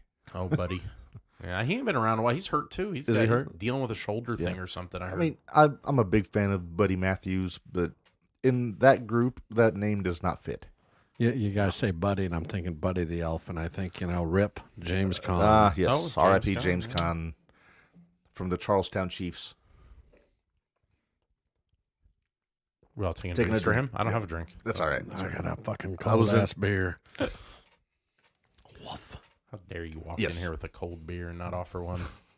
I'll see what I got in the fridge. No, it's all right. I'm holding back on the last 2 cans of this particular beer for a reason. When are you guys leaving town and coming back? Middle of August. That's August. Yes, 12th you won't be or able to get. We won't have any of this for then. Is that the Quint beer? This That is the Quip Quint beer, beer. I will So I have attempt 2 to. cans left, so he and I can break those open on the first official pool party. Nice. I'll crush them like Quint. Yeah. You don't need a bigger can. Then we're gonna swim with some bow-legged women. Are you coming over? What day is that? I believe July 30th is the date we have selected as the 30th. first official let's go fucking get fucked up in a pool day. Well, that's SummerSlam Day. Cannonball. That works out great. We start in the pool and then we end up with the SummerSlam. SummerSlam in the later, house. Yeah. when everybody's sitting around with sunburns and bitching. And then we're back the next day for Ric Flair. God damn it! Why do we come here Why don't so we often? we should just camp out at your Look, house. I don't know how you guys are going to Can I do get this. mail here? Look. Here's the deal, okay? I'm going to be honest, okay? One of you gets the bed, one of you gets to sleep under the studio table. That's how this works. You guys have to leave your wives elsewhere. I'm sorry. You like dogs and animals. That's actually my weekend to work, so I'd be coming late both days. But I mean, yeah, I think my wife is itching to try out the pool at some point. Oh, yeah. Well, when it's finished, which if everything goes right based on all the information I got today, will be tomorrow. It will be fully put together. We have to fill it with water. It's 13,000 gallons. Might take a couple days. As soon as it's ready to swim in, people can come over and use it. That'll be the end of it. But the first official pool party is 2.5 weeks away. Are you listening, ladies? That's right. Well, we have, next weekend we have a concert. The weekend after that we have a concert. The 30th is the only day we didn't have a fucking concert. That's true. We had a ding thing, and now We had some other shit going on, but it had to pass. Yeah, but Yes, but it had to pass. we're delaying So, that. We're delaying it. So we're gonna pool party. We're gonna. It'll be a fun weekend. We'll have SummerSlam. We got Phoebe Flair's show. Cates it up out here, right? Was that her? Fest Times, Phoebe? Yeah, Phoebe Cates. Yes. Moving in stereo. Ah, yeah. An old judge Yes, giving himself the Reinhold. Give himself the Iggy there. So, what gems has Dwayne presented today that I absolutely need to hear about? Oh, we're just telling us things we know. General chime-ins, Okay. Nothing too fancy. Because we love Dwayne. Yeah. We do. He's all right. Has he told you guys yet that water is wet? He has not. Oh, Dwayne, you're slipping, brother. I'm just messing with you, buddy. Trying to make you laugh. Yes. As a producer, I must tell you, as a host, dead air is bad. I know. Hum if you must. On to our top 10. Oh, wow. Oh, the top 10 already. I thought that's Wow. what she said. Yeah. Well, Nice. eventually. Oh, you said before we get to the top 10. Yeah. Okay. Well, I didn't know there was going to That's be. bullshit about something else he said. Well, I was going to say, it's we still got some time. It's I can stretch out the top 10 for 40 minutes, but it might not be all that Narge, exciting. I'm going to go find some shitty tequila. I'll be right back. Bring me a cold beer. Rubbin's shall gonna start find a talking cold about beer. Macho Man Randy Savage again. Oh, stop. I didn't know we were doing girl talk. Hey, your phone's ringing. Huh? We're all just on bated breath here to see what happens. Hope it's an apology. Well, we're about to find out. Uh-oh. All right. Let me see what I want to talk about then. What do you want to talk about, Have we Narge? talked about everything over We've there? talked about everything on my list here. Oh, we could talk about the horny old CEO. We could talk about...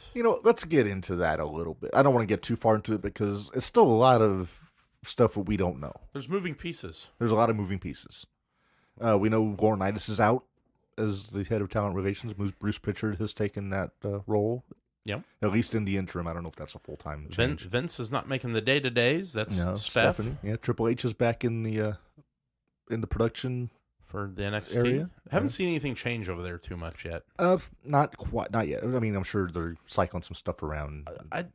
Before we get to Vince, though, we never talk about NXT.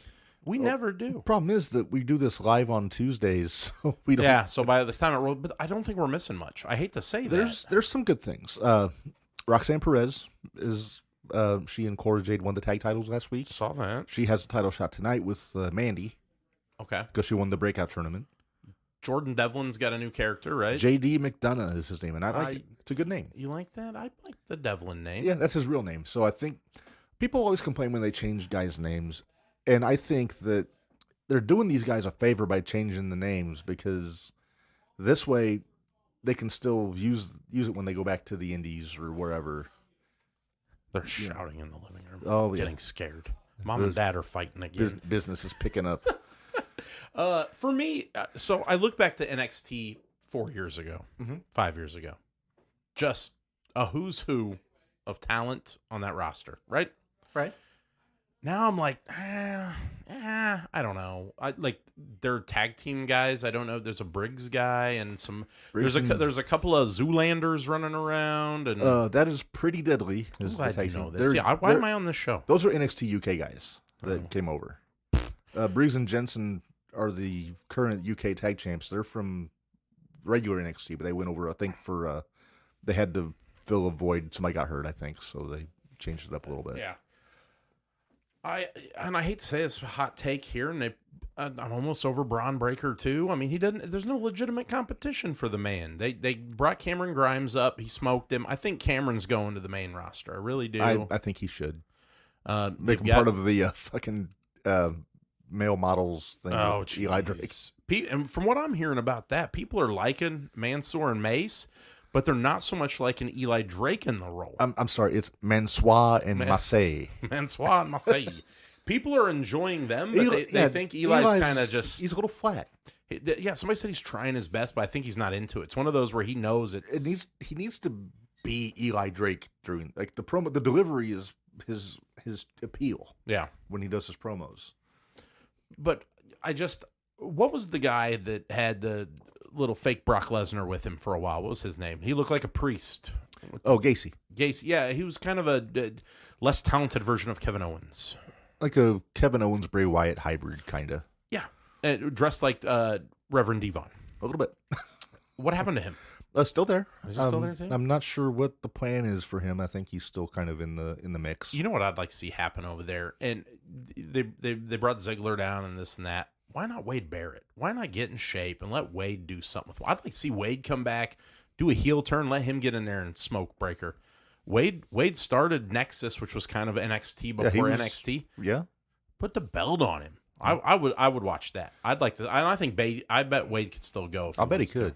I love when they bring guys down just to work with, even for a few weeks. It's like the old territories, where it's like you get the attraction for. And I kind of want to see something along those same lines. What if Seth Rollins came down? Yeah, he'd be great. Just for 3 weeks, Something. And I thought that was kind of the plan, was to rotate some of these guys. For me with Barrett, I know when he first came back and they announced him as being an announcer, that was the rumor, was always going to get involved. Back, and he hasn't. Right. Speaking of retired guys and doing stuff, did you see Booker T was... He sported the old gear, I saw. Which leads me to believe I think we see him at the Rumble this year finally. Think so? They've been talking about it. I think he's due. Yeah. I think maybe this was kind of a trial run to see how he felt. I wish that they would have done something with Harlem Heat at some point. Like when they were in the Hall of Fame, that Mania the next night, I think they could have done something with missed Harlem opportunity. I don't know how much Stevie can do, but I thought maybe just a one-off of Harlem Heat. He can throw a clothesline or something, punches, right? Yeah. Doesn't have to take a bump. No, let Booker do that. That's right. But no, I was always a fan of Harlem Heat back in the day, even though they're actually Houston Heat. Old Stevie ran off with the slapjack. That's right. Is mom and dad okay? We heard yelling. No, this fucking. He's sitting at the sushi place. There's no fucking cell signal. You gotta tell him. Call me back when you get home and there's a cell signal. Too much. He probably down there drinking too much sake. We're talking about another special guest. Sake it to me, baby. What is this? The greatest phone bomb ever on this show. Weihenstephaner. So this is tequila, boys. Why is it in that cup? Spicy water. I don't trust it. To make it cold. Oh yes. What kind of tequila is it? Crap. Camarena? That's all I have. No, it's crap. Yeah, spicy water. Yes, yeah, I agree. Huh? I'm gonna bring that mug in and just keep it here for the pod. What's that? I have a Danhausen spicy water coffee mug. Ooh, that sounds cool. All right, I'm back. Sorry. And to anybody that's listening, we're sorry the podcast sounded disjointed as fuck and was a little low and all that. I had a crash in the entire studio today and had to rebuild shit and didn't have time to test it. As you probably heard, we've been busy with building a new entertainment center for our friend group. It's Marco's Fun Castle. The show's really the show's gone on without a hitch. Yeah, Oh, I mean there good. were so many listeners. They said, "Oh, you guys got rid of that guy." Yeah, that doesn't know exactly. shit. Did we hit our first show with 1,000 listeners finally? This may be the. Are we lowest up to 8? This may be the lowest attended show actually, without you. Well, just for the live feed, it'll pick up on the podcast stream because It doesn't count when you listen to it 20 times in a row at work, Mark. I can only listen to myself once, maybe. Harshest critic. That's right. There. He's got us on loop, so every 2 weeks he's able to listen to 2-hour episodes. It's 12 times a day. That's 14 days. That's what 12 times 14. So that's 144 listens. Let's call it every 2 weeks. I'm sorry, jacking the numbers. Small Matt Damon over here. If he can get his 4 iPads, his 3 computers, and his wife's other devices plus his phone to do it, we got 2,000 streams a week just from their house. I'm checking your math because I don't think that's right. 12 times 12 is 144. I was you doing said a 12 rough. times 14. Hey, he I know. I was doing a rough. I know what it is. I was roughing it. He moonlights as a janitor at a college. That's right. When he's not here. I only do that. I only do that because have you seen some of the ladies at college lately? Then he's got to go see about a girl. Yes, sir. Let me see here. Oh, look. This is like a perfect drink. Although you must hate Robin Williams' character in that movie, Narge, because he skipped out on Game 6 of the 75 World Series just to chase some tail. Come on. What are you doing, Missed Robin? out on Pudge, man. Is that Red Sox and Reds? Yeah, that's when Pudge hit the home run. Mm-hmm. We haven't heard from you, Robin. You here next Tuesday night? We're doing the All-Star We're doing game. the All-Star game. ASG on the big We're screen. going to drop the biggie. I got to figure out which jersey I'm going to wear. Well, see, for me, it'll be a Machado jersey and a Red Sox hat. So I'm good either way. You're just playing both sides of the fence, eh? Yeah. I'm going to play both sides, too. You know why? Because I'm wearing a fucking Shohei Ohtani shirt. I figured. Because you know what? The dude had got on as a pitcher and a designated hitter, 2 and years he in is a row. Honestly, a I hate beast. that. That bothers me. I don't give a fuck what you think. Because he's taking up 2 fucking roster spots. Anthony Rizzo should have been on that All-Star team, but he won't. Oh, wait a minute. Are you butthurt? No, my butt is fine. You know what? Real quick, it's not wrestling related, but did you see who's entering the home run derby? Big Pooh, I saw. Albert Pujols. For no damn reason. No, there was him and one other they added. Cabrera. Cabrera, yeah. No, Hey, you know what? That's the That's the All-Star All-Star game. game. That's the actual game. Pujols Okay. doing the home run derby. You know what? So Pujols. You know what? Schwarber. Pujols is Whether you're a Cub fan or not, a Cardinal fan or not, Pujols is a fucking legend. In our lifetime, we've seen a few legends, and he is definitely one of them. But he has not had an all-star caliber season. He's hitting 190. Yeah. But I love everything they're doing with him this year. They're kind of they let him go out and pitch, and then Go and have a little fun. I just want to point something out. Puts him in the All-Star game. How old is Pujols? 40, 38? How much we had to drink? I think he claims to be 38. Let me check. I thought Okay, he was let's 42 or so. let's call him Hopping on- 38. Let's call him hopping on the 40. I old don't give a Wikipedia. shit. 38. He's older than me. Is he? Look I don't at know. him. I hope so. God damn. I thought he was in his 20th year. He hasn't All aged well. Hang on. According to Wikipedia, he was born January 16th, 1980. Oh, yeah. He got me beat by 4 years. So he's 40. He's 42. That's what I said. So he's 42 years old. How old are you, Mark? I'm 40. You're 40. So right now, could you do better than 190 in the major leagues? No, but I Could you have couldn't do done so that. at 23? No. No, so shut the fuck up. He's still a legend. I didn't say he's not a legend. I'm just Albert- saying he's playing like shit right now. Albert is, I believe, the oldest player in Major League with Rich Hill and the Red Sox at number 2. Right on. Here's my thinking on Pujols. He deserves this one last go around. He came back to the Cardinals for it. He earned every bit of his stripes, and I think if this is what we get this year, it's a perfect send off. Well, that's what I'm saying. I don't mind the farewell Now, tour. if he pulls back that fucking retirement like goddamn Tom Brady, fuck him. I don't think anybody will sign him, though. I think he's done. The Cardinals, this is kind of a, Swan song. sorry for letting you go. Right. I am pulling for him in the Derby on Monday night. I'm pulling for Schwarber, but I love Schwarber, but he was in it, 2 years ago? he got screwed over by Bryce Harper. And, yeah, he didn't Is do so Shohei in hot. it this year? No. Probably not. I wouldn't if I was him. A lot of these guys don't. Well, I know Vladimir Guerrero's not doing. He hurt his wrist last year afterwards. Yeah. A lot of guys so- don't do it because it'll mess up their stroke. Yeah, but I got to cheer for Albert. I just think that's fun. I do like that the commissioner has now. When I read a thing, they're going to implement in the future, not necessarily this season, where they could bring a legend onto the team. So if the All-Star Game wanted Ken Griffey Jr. and What? fucking Greg Matt, I read that the other day. I don't like that. They have the ability to do that. It doesn't mean shit anymore, though. It's just for fun. Should we start the nomination process and make sure Junior gets in there one I'm more gonna need time? Junior to hit the gym. I mean, the swing's still there, but he's gonna have to get it around the belly. You know who I saw the other day that's let himself go, and this is we're jump the rails here. Sean Kemp. Oh yeah, Remember I the saw Rain him. Man? The Rain Man. Yeah. He came out. Was it the Rangers or maybe it was a Mariners game to pitch? Mariners game, Couldn't yeah. keep his pants up. His belly is so big. Yep. That dude ain't jumping. He ain't dunking nothing. But You know what he does when he gets to the rail? He hopes it's got wide gaps for his He belly to rolls fit through. over it. He dunking donuts. That's it. That's the I'll tell only you thing he's who's- dunking anymore. You know who's in good shape still is Detlef Shrimp. Yeah. well, he retired, 2 years ago? That's Nowitzki. Detlef. Oh, that's right. I'm thinking the wrong. He was hanging That's out right. with Tom Haverford. Haverford. Yeah. I'll tell you what. 720. You know who's still in good fucking shape is Shannon goddamn Sharp. Yeah. Oh God. Yeah. Holy right? fuck, Shredded. Him, I watch on YouTube. I watch the two of them go at it. How do we 'cause, turn Marco's microphone down? It's so loud. Oh, sorry. You were so loud. I can do that. I'm sorry. Just a little. When Cavazzo said that we were too low, he just turned himself up. Yeah. How's that? Is that better? Better. Yeah. There we go. There we go. I mean, I I think you just adjusted it. turned us up, so now we're all shouting. Right. Nope. Well, I adjusted earlier for the who was the deaf person that told us we were too quiet? David David Cavazos. Cavazos. Oh well, tell David them hearing aids ain't turned up right. It's all that entry. He probably sits by the gorilla position at 0-1. And Well, all what that. is he sits No, right he there sits next by- to the announcers, No, and they go, that's- and now he's like, "Fuck my Well, no, ears." there's no announcers there. They do that all in post. Oh, But David sits by the front door, selling tickets and concessions, all that. I Bear like sits that. Bear sits at the timekeeper's table. Okay. But yeah, other than that, it's just it's good stuff. I got you. I'm- I got you. I'm a little bit. Narge, what do you think of the beer? It's not bad. It's a wee beer. Can It's you a Weihenstephaner. It's can good. you pronounce that? Weihenstephaner? I tried. You missed that. Oh, I'm sorry. Yeah, I said wine Stephanie's so we're looking forward to Night Ranger, Marco, on Oh, August fuck 20th. yeah. But a part of me is a little sad because we're going to miss a pretty damn good show in Mattoon. Yeah. Mike Bennett and Jonathan Gresham one-on-one.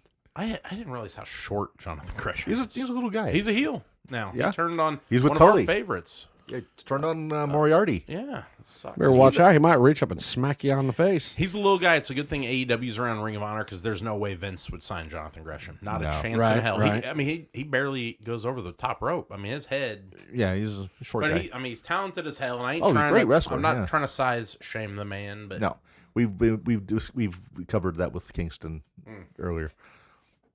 No, wrestling is for everybody. It is for everybody. That's on a T-shirt, I think. Ladies love wrestling too, right, Mark? Yeah. Here's our segue. Yep. ProWrestlingTees.com. We got a couple new designs up. We have number one. We finally have our Team Marco shirt with the Cowboy star on it. Get that for August. Marco's 65th birthday. It's not a Cowboy star. It is a Lone Star. A Lone Star. Because okay. a Lone Star is not copyrighted. There you a go. Dallas Cowboy star is. But again, I recommend you pick that up for August. We're going to celebrate Mark's 65th birthday all month long. Marco Palooza. Wait a minute. Even if you switch the digits, you'd be wrong. I can't keep track. Well, you look. I think I'll be 54. 54. Oh, Next year, I'm going to have an I Can't Drive 55 fucking party. We're going to go see Sammy fucking Hagar, bitches. Drink a lot of tequila. Wear red. I'm going to drink, what is the, I do have some of that rum. Rick Springfield, Sammy Hagar have their own company, and they have a beach bar rum. Yep. Three different rums. I got the T-shirt. Yep, there you go. me too. Springthorpe and Hagar. That's right. But not to be Everybody confused listening is with going, do you guys talk about wrestling? Well, we did, but I walked in. We talked enough wrestling. Now it's everything else. All right, Narge, behave. Your wife is on the feed, it looks like. Oh, Or it might be Kyler. Hey, is Kyler listening? I don't know. Well, in about Person from 35 seconds, it'll respond right there. Person from my house. Who Yes. Kyler, now a proud member of the Illinois Whoa, whoa, Braves, whoa, whoa. as I understand. Whoa. What? Oh, stop. The fuck? Are we not live? No, it just said disconnected. What? Hang on. Might be an internet thing. I'm not. Our where's page my isn't phone? loading. Where's my phone? Mark broke the fucking thing. Let's see. Attempting to reconnect. Yeah, my CPU went up. All right, hang on. Let me go look. It's definitely a Wi-Fi issue. It is. All right. Y'all keep flowing because It you can says keep doing we're- the show. We may have All right. lost the live, but we still have Still something we can recording? put out there. Well, it says live on Facebook though. Yeah, but it's delayed a little bit. Oh, okay. Oh, there we go. It looks like it's back. All Hey guys, we dropped out for a minute. We don't know what happened. Our entire internet just died on us. Dwayne, can you hear us? SOS, Dwayne. Dwayne Carter. Don't go singing Kofi Kingston's music there. Sergeant Dwayne. Sergeant Carter. Carter. Shazam. But yeah, so I guess we're Dwayne still. The Rock. So I guess we're still recording, even if we're not having the live feed up. But yeah, so ProWrestlingTees.com. We got the Team Marco shirt. We got the shirt we put up last month for Pride Month. We got my. Dwayne can hear us. He said yes. All right, Okay, good. cool. And then we put up a new we're shirt good. for the ladies now, Narge. And It's a beautiful salmon color. in a beautiful salmon color. It's and the phrase says Pink. but yeah, just very simple. Just says "Ladies love wrestling too" With the number 2. with the number 2, and the O on love is the logo of the show. So I just want to point out that is the only O Mark Redmond has given any ladies. I don't know who's been telling you that. Sarcastic as fuck. We got some good stuff. I've got my Narge Mania shirt rolling Yeah, wild. you got 2 versions too, the red and the yellow. Yeah, brother. I got the red one. When do we get the Hollywood version? That's gonna take some doing. I'm gonna figure that out. And I know many of you are waiting with bated breath. And I'll be honest, I've had a very, very clean idea in my mind about doing a true Tequila Narge shirt that just like epitomizes who Narge is. But Oh, great. I've been a little busy with a lot of shit. But I'm telling you guys, Digging a hole in your backyard? You're gonna digging a hole. That's it. Yes. But y'all gonna see a Tequila Narge design, and I promise you'll wear it to every bar in town. I hope so. I really do enjoy some of the stuff you've been putting out, though. I know Rachel, my wife, she loved the Motorhead-inspired Redmond shirt. I ordered the Ramones-inspired JTR shirt. That should be coming in I think the that's mail, my so- favorite one that I've I think designed so. That's far. very cool. And soon we'll be the only one. Well, one of the few with a logo like that. I saw Mick Foley just signed a Legends deal with WWE. He has a shirt similar to that. Yeah, it's got like dude, cactus, Yeah, mankind. and the- Do Well, I the- need to call an attorney? Nope, No. they're pulling all of his merch, I believe, after this week. All Pro Wrestling Tees, yeah. Yep, because he signed this Legends deal. Speaking of legend deals, Noelle Foley's on OnlyFans. Oh, wow. There's a legendary deal. Is Noelle his wife or his granddaughter? His daughter. That's close enough. You- I mean, I don't know how old. He's like 60 something, isn't he? Yeah, He's- you might appreciate Noelle. She might So the not daughter, be- so the daughter's 40 he's late- something. The he's late granddaughter be 50s. 20 something. Noelle's in her No, 20s. Noelle's Okay. 20 something. Yeah, Mick's like mid 50s. His daughter's in her late 20s. Yeah, I got you. I think so, maybe early 30s. But I thought I was the only guy that had a kid still under 30 or 20, so. 27, 28 years old. Oh, 28. There you go. And There you go. I think Mick is like 20 or she's 58, kinda pretty. 59. Yeah, She's a good looking girl. there you go. Narge. Okay, and she likes baseball. Yeah. Good for doesn't? her. Oh, and now she has exclusive content on Facebook. How does that work? I don't know. How exclusive is it if you're on Facebook on a page that everybody can see? Is that exclusive? I don't know. Mickles is 57. Mickles? Mickles. That's what old Joey Styles called him, Mickles. Yeah. Jolly St. Mick. Yeah, so he's 57. So let's think about that. Old Mickles there's 57, can barely get around. Sting's diving off fucking Titantrons, and Ric Flair's about to wrestle at the fairgrounds at 72 with a pacemaker. And I'm 53, and I was out there digging for a pool, but I did about 7 feet away dig a little bit more in case you guys have to bury me in it. So Mark's out digging holes and hitting 20. Never mind, nothing. I'm gonna get in trouble. Good times. Good times. Make me drink more of this putrid tequila. The cradle of love. Rock. Oh, That was Billy Idol. Terramana, it is not, sir. No, it's not. It's sweeter, We you can keep tell. passing it around. It's gonna be the Corona Mana. You can tell what it is. It's very sweet, and that's the problem with it. Yeah. You can tell it's not 100% I like the blue stuff agave. that I brought over the other night. I thought it was pretty good. Yeah, that was Yeah, good. that We was good drank the stuff. shit out of that, We too. finished that off in no time. Well, I mean, it was a half a half. Well, yeah. It was an eighth. It's the sampler. But the bottle looked cool. You left the bottle here, by the I way. know. I gotta get it. Yeah, it's on the Well, counter. all right. I actually fucking threw it in the garbage and went, oh, shit, Narge wanted that.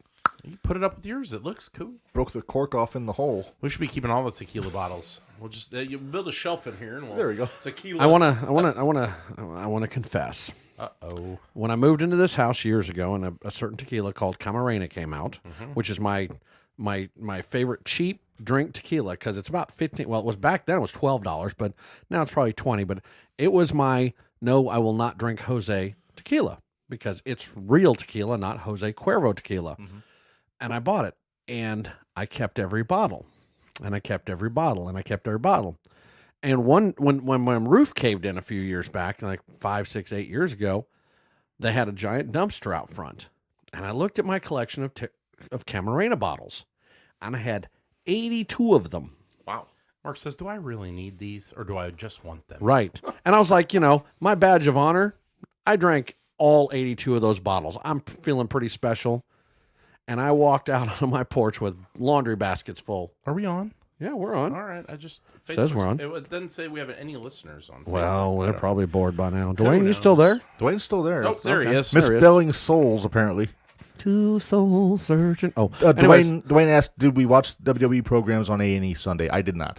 No, they're doing the same old shit on the same old people. I don't Yeah. care. If those biography things, if we don't know it now, they ain't gonna learn anything Yeah, from I mean, it was those. biography on Taker and the rivalries about Brett and Shawn. We've seen all that And stuff. this week's Goldberg. They Goldberg. need to bring back that Finding the Lost Oh, the Artifact. Finding Nemo? Oh, yeah. Finding Nemo, no. The They did treasure a hunt thing or where they whatever. were treasure hunting, but the guy who hosted it, they fired. So, Big Swole or whatever his name Oh, was. yeah. Daddy Dime or something. I What was remember the him, big yeah. guy? AJ Francis. Yeah. Because he was in Hit Row, wasn't he? Mm-hmm. Yeah. all right. All right, what happened to the Camarena bottles? You threw them all out? So 82 bottles, and I literally walked them out in laundry baskets, stood on the front porch, and right by the roof, and just started throwing them. You know where they're at now? Now here's well, they're in a dump somewhere. They're in But get Alamogordo this. next to the ET fucking Atari That's games. it. That's it. where Yeah. they're at. But 82 bottles thrown, not like dropped, but thrown into this giant metal thing, right? Not a single one broke. Wow. I give you this information to tell you that one night, months before, I was sitting in my little comfy, what are they, bag chairs you call them, right? And I had a bottle of Camarena on the ground. We had a fire pit in front of us, and I hit it with my heel, just like bump. It was right there, it was boom. It fell over on the side, and it fucking shattered. So a full bottle of Camarena shattered everywhere, but empty bottles wouldn't even break when thrown against a metal wall. What the fuck? Need to get the Mythbusters guys on. Yeah, that. where are those guys at? How did that work out? Apparently All not right. well if you lost your tequila.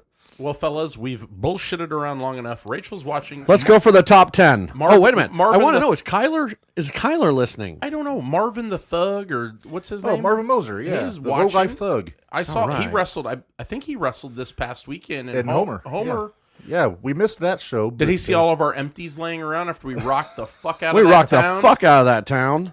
Hey, shout out to Marvin, though. There was a promo out there on 01 where he was wearing our T-shirt. Look damn good. Oh, too. that was awesome. I did see that. That Yeah. was great. I showed Redmond, Yeah. look straight into the camera and tell him thank you personally. Marvin, and I'm saying Marvin, I didn't say Jordan this time. Thank you, sir. Who the fuck is Jordan? That you didn't watch our YouTube video, did you? That was a whole fiasco. I didn't ask. No, because you stole my gimmick on YouTube, so now I don't watch your YouTube. Oh, I borrowed. Ah. I do it different than you do. I don't have a snappy co-host like you do. Snappy 10-year-old with a heart of gold and a damn good personality. That's Hey, right. Where's that camera? It's right in front of you. Oh, straight ahead. Oh, because I'm looking. That's your camera. Narge doesn't know how cameras work. But yeah, so shout out to Marvin. It's not a selfie cam. He'd know that. Marvin should have showed up the night before and partied with us. I know, with right? The drummer from Static X, Yeah. Ken J, was was a good there time. rocking out. I'm going to say this, though. On our YouTube channel, Jumping the Rail Podcast, the interview with Marvin is, I believe, our most watched video right now. That's awesome. You know why, right? Because of me. Yeah. Well, Minders was there, too. So Oh. it might be Minders. Menders she was somewhere yesterday. She was in Danville at the New Vision Wrestling, which is another indie that started over in Danville. We talk about that off there. Is Menders listening tonight, or did she just she write us hasn't off been in after the her last visit? Rachel says Kyler's playing ball with the neighbors. Damn. Okay, Rachel, I need you to do me a favor, darling. Rachel said the cameras are awesome. Yeah. They're cool, aren't they? And do they work? Everybody watching, because we've been doing little tests of the cameras before we actually go to a video live. But anyways, Rachel, I need you to do me a favor, because by the time Mike gets home, he'll probably have forgotten or gotten into something else. But when you see Kyler, tell him I personally said congratulations on accepting a position with the Champaign Braves. Illinois Braves. Illinois Braves, excuse me. Well, they're based in Champaign, right? They're called the based out of Champagne team, right? And So we can I go to will more come games. see. I personally came to several games this year.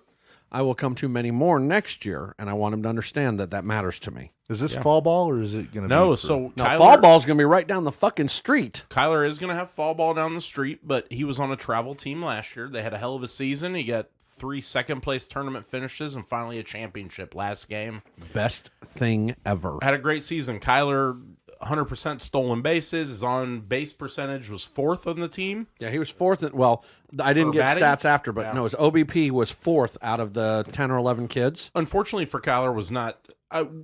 We felt like was not going to be chosen to return. Went to another tryout and smoked it. I mean, the kid literally. Rachel went to babysit the boys across the park. Kyler went up to bat, and I've never seen Kyler bat so good. She even texted me. She's like, "Hey, who's that kid up there batting?" I was like, He's hitting the snot out of the that's your ball. son. All over the field, not just one spot. And I think that's Yeah. what secured it. Is Kyler was popping him left. Right. He hit one. It's the park right up the road here, Mark Robeson. Hit one out to the wall at one point. Wow. Yeah, I couldn't believe it. And he was like, "Dad, I was just feeling it today." That you know Well, what? he's been busting his ass on all these videos. Well, you're He's posting. busting his ass, and I we've think told him flat out. I mean, I've seen it. Not Mike's seen it. All the rest we've seen. Kyler gets into his head in a game situation, but if you just throw baseballs, I mean, pitching machine doesn't matter.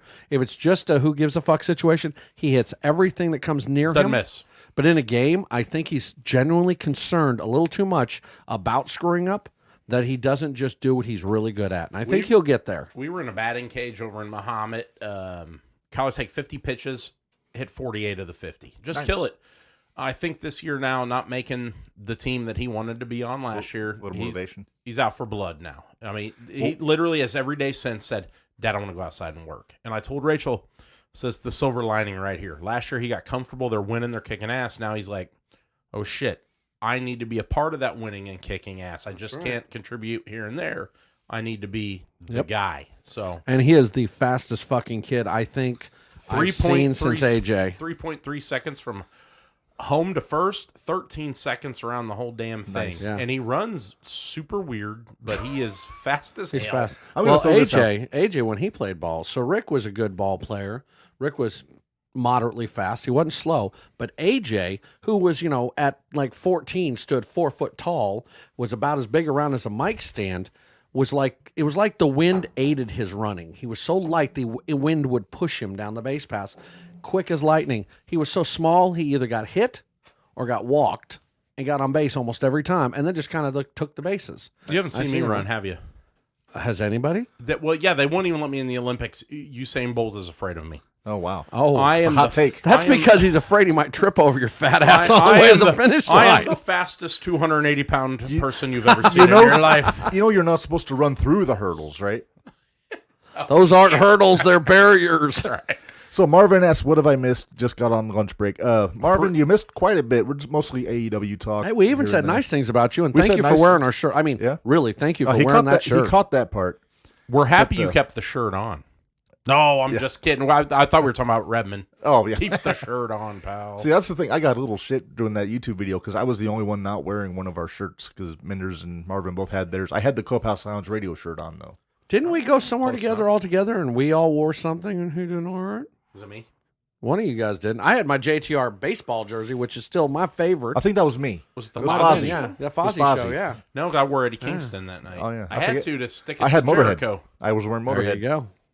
All right, so I Dwayne, don't wear the for jersey Pete's sake, yet. Dwayne, What's there's what a we want? there's an 8-man football league and Champaign has a team. Is Johnny Manziel on that team, Dwayne? Johnny Dickhead, Yeah. What do you call Mr. Fubar or something? Johnny Football. Hey, shout out Johnny to Football. Baker Mayfield, my new favorite team. Go Yeah. Panthers. No. Go Panthers almost. Unless they're playing Dallas. Right. Unless they're playing anybody and it can help Dallas if they lose. How's that? All right. All right, I think we've lollygagged long enough, Narge. Mark has done a heel turn on us. He has. So now, So that gets us into our top 10 Tuesday for this week. By the way, you're welcome. We just burned 30 minutes usefully and uselessly. Usefully is debatable. Hey, I have the tequila to prove it. That's true. So this week on Top 10 Tuesday, we're doing top 10 heel turns. Dwayne tried to catch me today by telling me that we'd already done this. We did this on the Central Illinois Pro Wrestling Club page I remember. before there was a podcast. I already know number one. So some of these that we did in the past need to be updated. Okay. Just because it's been a while. And this is definitely one that needed updating. Heels. Heel. Top 10 heel turns from the last 40 years. 40 Okay. plus. Hang on. I know you have a defined list, but I'm going to say this. One of them was Hulk Hogan going to was NWO. I think that's the correct bullshit, right? Where Hulk became Maybe. the heel. What? That Hang on. wasn't even I'm the that guy big that of a doesn't know deal. anything. That I'm the wasn't guy that even a doesn't know big deal. anything. And the other one, I believe, and this is because of my limited knowledge, was whatever happened that Triple H, I think it was Triple H, got kicked out of that little organization a couple weeks back, a couple shows back. And they pushed him out. What? He's talking about NXT. That wasn't a heel turn. He got demoted. We're talking creative. We're talking actually on Well, TV. he was part of this group of guys, and they fucked him over. They became heels. It meant they fucked him over to me. WWE. Recently, yeah. One of the shows we watched here. WWE corporate. They never fucked anybody Triple H over. Wasn't it Triple H? No. Who? Have another drink. Mark. No. Here. Hang on, here. He's Yeah, trying to sure. kill more time. No, I'm not literally. Number we 10, watched the show Johnny. here. Yeah, but it wasn't Triple H though. Who the fuck was it? I don't know. Was There it were people AJ started- probably with Edge and Priest. Oh yeah, maybe. No, they were No, it was when they kicked Edge out. Edge. Sorry, Edge. Yeah. My apologies. They entirely. look the same. Rough Edge. beard, terrible hair. Yeah. Edge. That's the one. You I was can't say talking about. Triple H has terrible hair because he has no hair. Oh, that's true. Okay. Yeah, No, it was Edge. He's got because good I hair remember now. he was part of this organization, and then they fucked with him. And no, he didn't do a heel turn. I feel like they became a bigger heel turn. Oh, I they missed that they healed night, him. yeah. They made him a babyface. Right. All right, so Look what's, at Dwayne. Even Dwayne knows. Kyler says thank you, Mark. All right, number 10, Mark. Greatest heel turns of all time. All right. Mark Redmond with the floor. number 10. Narge, you were here for this one. I was. Seth Rollins joins the Authority in 2014. I was there live, baby. Second row, right Turned next on to the Shield. Pat McAfee. We sat there. We were like, what the hell? Me and Pat, we were high-five. No, we didn't do that. I mean, we took a selfie. We didn't high-five. Did you dance when Nakamura Did you came? really? With Pat McAfee? Pat and another gentleman, I don't remember his name, from the Colts, sat right next to me, Rachel, and Kyler. But you did actually get a selfie with him? Yeah, I've got it. Yeah. The fuck? I got to see put- that again. Put it on JTR, Yeah, put it man. on our page. And- Yeah. Holy shit. I watch him his podcast. It's weird because what he does is he stands there and he walks around and talks. That's what he It's- does on commentary, too. But it's a totally different atmosphere than like They're most just hanging. podcasts. It's like hanging in yeah, their it's garage. him Yeah. chatting with his and him and buddies. AJ Hawk, is it? AJ Hawk's on there. Aaron Yeah. Rodgers calls in every They week just for some they reason. just found AJ Hawk's stolen truck the other day. Nice. Because that was a huge hashtag thing and everyone was like, what the fuck, guys? Anyways. All right. I was there. It was awesome. Shocking. Big shock because the Shield was red hot back then. Yeah. And I was big on the Shield. I love the Shield. Was that the night after Blue Tista? It was yes. It was the night after Batista because Batista quit earlier in the show, and that was Plan B was Rollins. But great, he had a hell of a heel run, won the title, won Money in the Bank, all that stuff. Seth might be the best damn character in WWE right now. You know, I just love everything he does. Tanahashi is called the ace of New Japan. I would say that Rollins is probably the ace of WWE right now. I loved it last night when old boy asked him for advice, and he said, let's talk. But you know what I love is, let's talk, but if you're a fan, you're like, Seth's going to try to find a way to fuck him out of this box. Yep. All right. Number 9, and I'm probably going to get heat for having this too low on the list. Andre the Giant joins the Heenan family, 1987, in the build-up to WrestleMania 3. Man, rips the crucifix ripped off the shirt off, holster. ripped the cross off. I want to challenge you about WrestleMania. You know that. That seems low. I've got an open mind, but that seems low. If Men on a Mission turning heel is higher than this, we have problems. I can say unequivocally that Men on a Mission is not on this list. Okay. All right, number 8. I don't know how much you remember of this one, Narge. From 2008, when Chris Jericho turned on Shawn Michaels, when they were doing the build-up to the street fight and the ladder match. I remember the match because I remember his gear. He had the turquoise blue pants and the weird beard. I don't remember. Were they buddies or what? They were both baby faces, but Jericho had been kind of needling Michaels about not being on the up and up with Batista and retiring Flair and all that stuff. So I more remember Jericho and Christian, and was it Trish or? Yeah, that was from 04. Okay, I remember that, but this one not as much. But this is when Jericho did the full turn. He threw Michaels into the Geratron 5000, basically. Oh, I bet this isn't the first time we'll hear about Shawn Michaels and throwing somebody into something. There might be a little more of that coming up here. But yeah, that was a really good heel turn. That's when he started wearing the suits and talking with the big words and everything. Yeah, I remember that. But, just Jericho. He's such a good reinventor. You know, he knows when things get a little stale, he knows how to shake things up. He's the greatest sports entertainer in the world. That's right. He's a wizard. He's a wizard. You're a wizard, Chris. He's so much a wizard, he could get Ruby Soho to put her own arm into the doorway of a truck. That was... Again, when my wife goes, why'd she put her hand in there? I know. I thought okay, so if somebody who's not a smart mark like us, but it's just like, why the hell would you put your hand in there? Right. Like, come on, Ruby, you dolt. Whatever. They're better than that. And she beat Billy Starks over the weekend. Boy, they were talking about Billy Starks and Nick Wayne over the weekend. That was hot.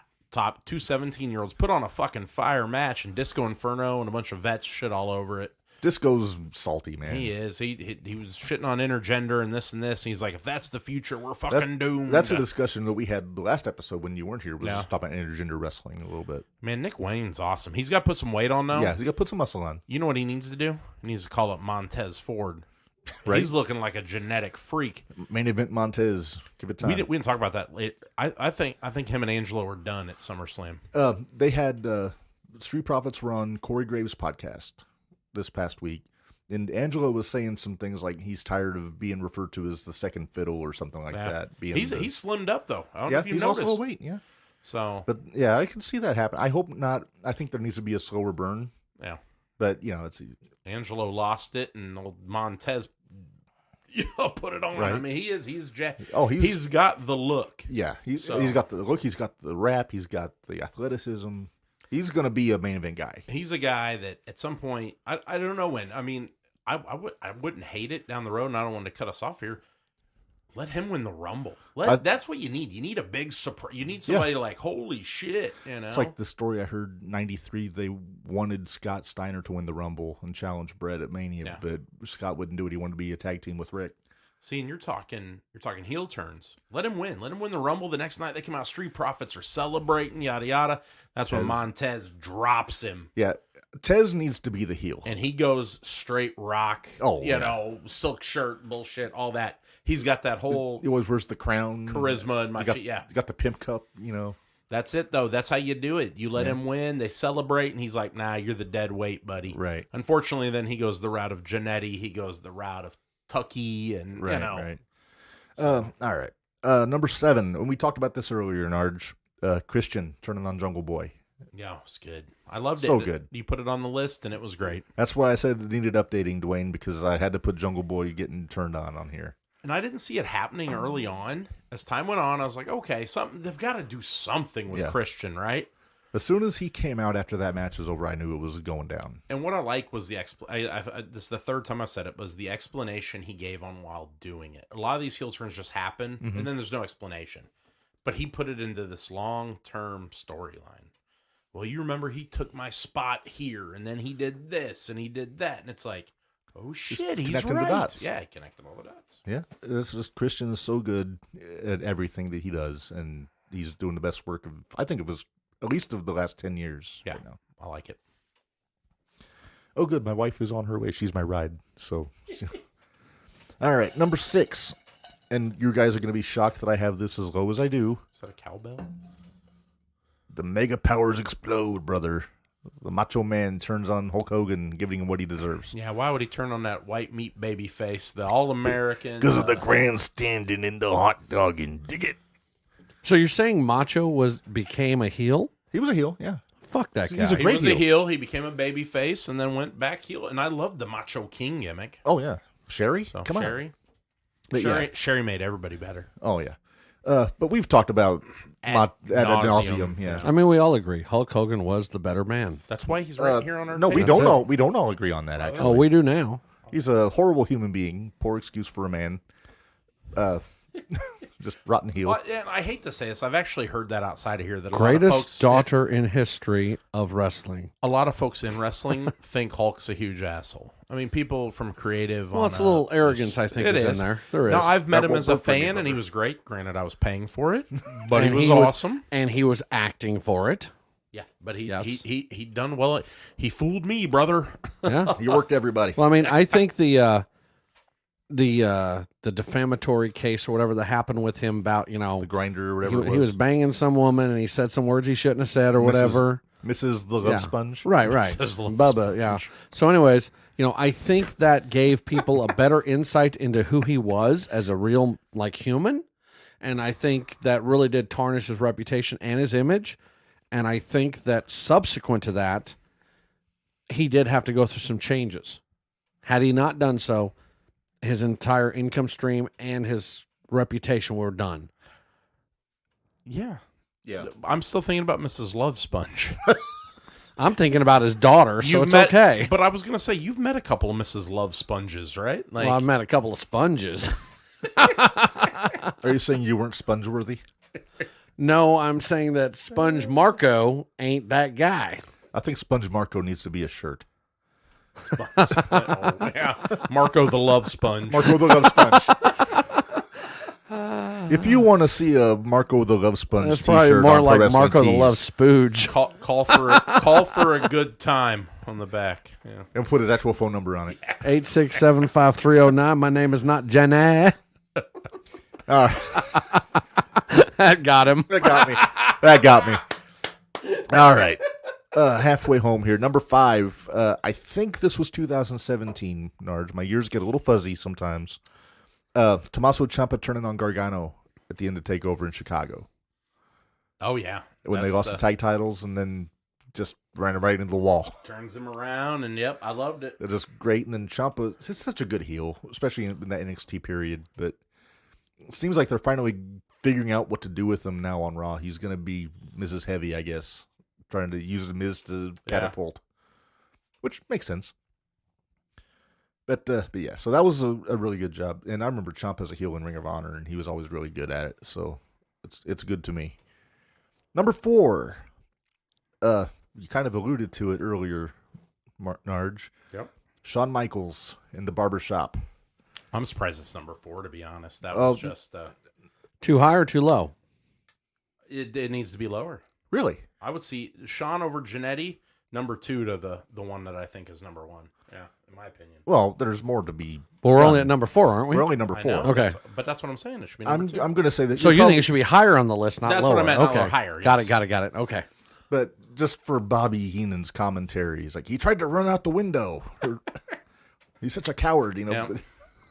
So is the turn based on the individual turn, or is it based on the commentators? mainly the individual turn, but Okay. Bobby Except Heenan, in this case, Bobby Heenan said some shit, just so I icing think on it's the more than cake. it was. It's icing on the cake. I got you. No, I got you. it was shocking though back in the day because I mean him and Marty were a team forever, and Right. The best part, one of the best parts was, and again, is Heenan when they like shook hands at the end of the segment, and he's like, "I knew they're not going to split up." Then Michaels hits the kick to the face. I knew he was going to do that. Bobby Heenan was a fucking he was genius. the best. So good. The one thing I've learned about pro wrestling, nothing about it is predictable. Unless if you're watching, Easy. Number 3, and this one, it's kind of sentimental to me. It's the first one I really remember, like watching as it happened, and that's when Barry Windham joined the Four Horsemen, 1988.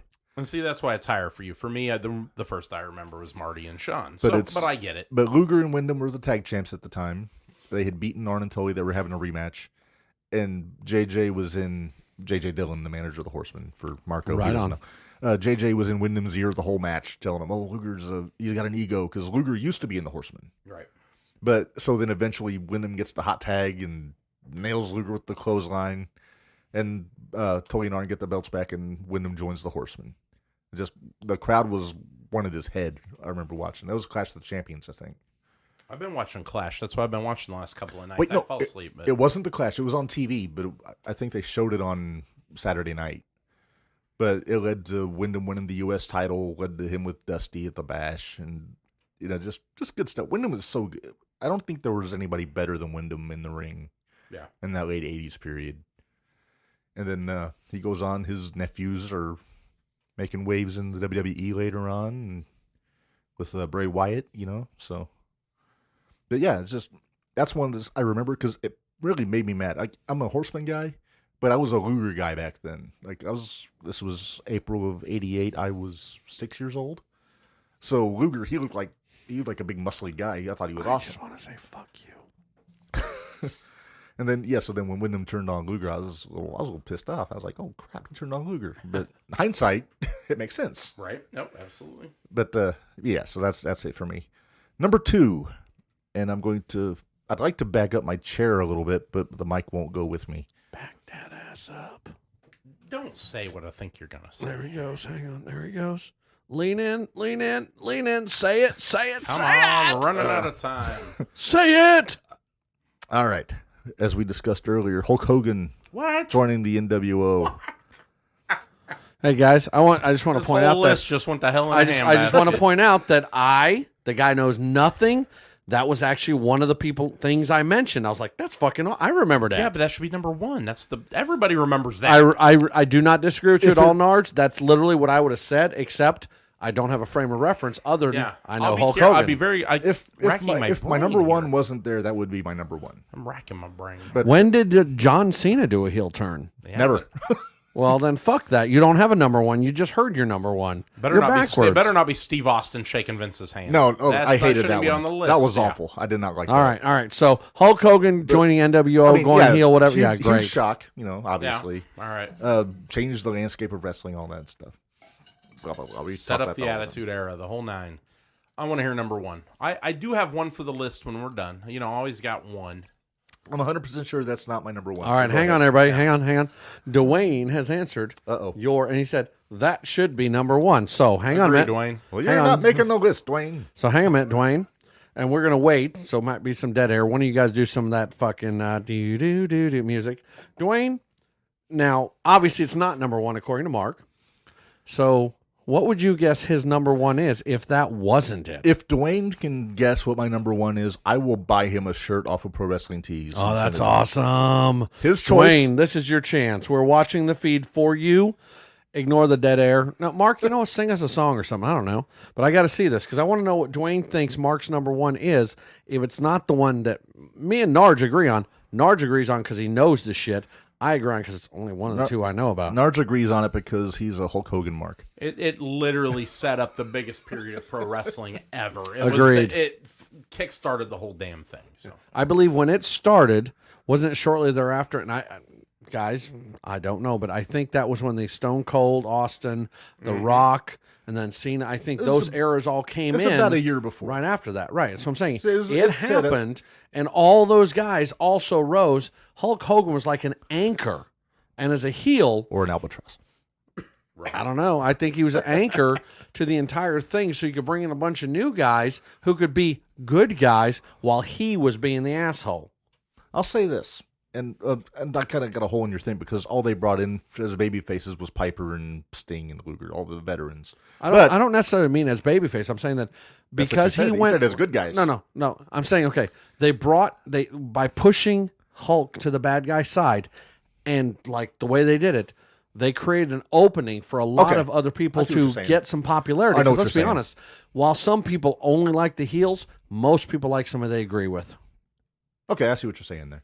But yeah, because when Hogan went heel, then Sting started doing his thing. Then they brought Flair over to be a babyface, Right. So I think we were able to shake things up with that. And by the way, guys, Dwayne doesn't have a fucking clue about this at all. He just said so. No. Let me phrase it right. He has a clue. He doesn't have a clue who else should be number one if it wasn't what we just discussed. So you're about to surprise Dwayne. I'm gonna get so much shit for this, but it's Can I say mine that I think? Yeah. All right. So it's not on the list. Maybe it's number one. Hang on. I need. I'll be shocked if I guess it. But Paul Bearer turning on the Undertaker. that is not on there, but that was a good one though. So that's all I got. And that's another one that kind of shocked me when it happened because Yeah. you wouldn't expect Paul Bearer to turn on the Undertaker. No. But- Not after everything that had happened between him and Mankind up to that point. So, all right, number one. So I think it's the news that Vince McMahon paid $12 million to some bitches because he had sex with them. I don't know. It's totally, by the way, sarcastic joke, guys. He paid $12 million because he got his dick wet with women that weren't his wife. And I think that's a pretty bad heel turn. I hope my son's not listening to this. He's gonna be like, He's "What?" not. He's playing baseball. That was a CEO turn. That wasn't a heel turn. A CEO. Oh, by the way, CEOs, they tend to be heels. Oh yeah. Oh, I agree. All right, go ahead. All right, What's your number one, right? So number one. That's the best I can do. As soon as I say what territory it is, I'm going to get the biggest side eye from Wait a minute, Narge. territory? Georgia Championship Wrestling, 1980. What? 1980. Okay. And I put this at number one. GCW? Not the same GCW. Well, then why'd you say that? I said Georgia Championship Wrestling. But I put this because it was, I think, the best done heel turn because it was literally a year and a half long. It was the slowest of slow burns. Get to the point here, Robin. I'm trying to build suspense. Yeah. Wait. You'd That's already not a put no. Look. Hogan at That's second. not I'm a about heel to turn. leave. What do they call that? Well, A heel turn is like, well, look, no, we're going this way. We do this way, right? That's a turn, The correct? burn- That's a turn, right? This is Well, more of a no. heel No. lane change. What Hang you're on. saying? No. The heel turn happened. Then there was the promo afterwards where he tied everything together. But you said it took a year and a half. That is a was lane change. That's not a turn. No, the heel turn was a year and a half long build. And I'm going to put the YouTube build video to of the this. turn. All right, come So on. it was like merging onto the interstate. I'm It put- still wasn't a turn. I'm going to put the video of this on our Facebook page after the show's over. But And if you guys disagree, please fucking let him know. all right, so the perpetrator of this dastardly heel turn was The Rock. Don Morocco. Okay, I'm now Ole listening. Now I'm Anderson. listening. The Rock Ole Anderson in Georgia. The what? What? The what? The Rock. The Rock what? Ole Anderson. That's not The Rock. It is The Rock. It's the original Rock. Mark's trying to be controversial. Listen don't here, like it. mister. The man's real name is Alan Rogowski. They called him The Rock before he was... Listen, Linda. What? Called me Linda. Man, All right, so who'd he turn on? Let's go, Redmond. You're dragging this out. I'm building the suspense. No, so basically he did a slow burn and turned on Dusty Rhodes in Georgia. Oh, this is a Dusty Rhodes thing. No, this is slanted, But- one-sided bullshit. That's all it is. That's Basically, all it is. What That's he did, like his belief that Macho Man was Fuck better than Dusty Hulk. Fuck that Rhodes. guy. I believe in facts, I sir. believed it. Fuck But this Dusty was Rhodes. so well done though. Ole basically started teaming up with all of Dusty's friends to try to get Dusty to trust him. He didn't have no friends. Nobody liked Dusty Rhodes. We had Thunderbolt Patterson, Tommy Rich, guys like that. So, tell me somebody who wasn't jobbing out to everybody else. Well, I think they were a tag team.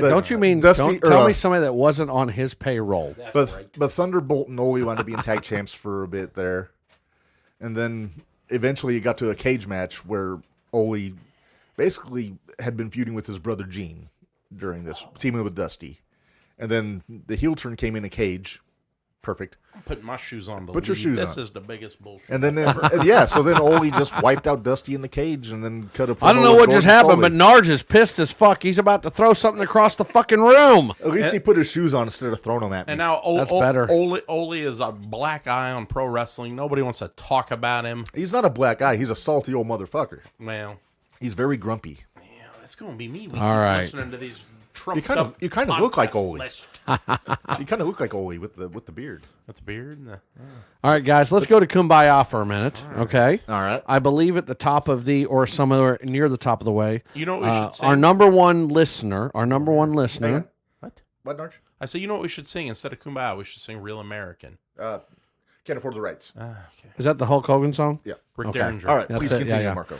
But I do believe one of our number one listener, one of our favorite people, Dwayne, lost a relative.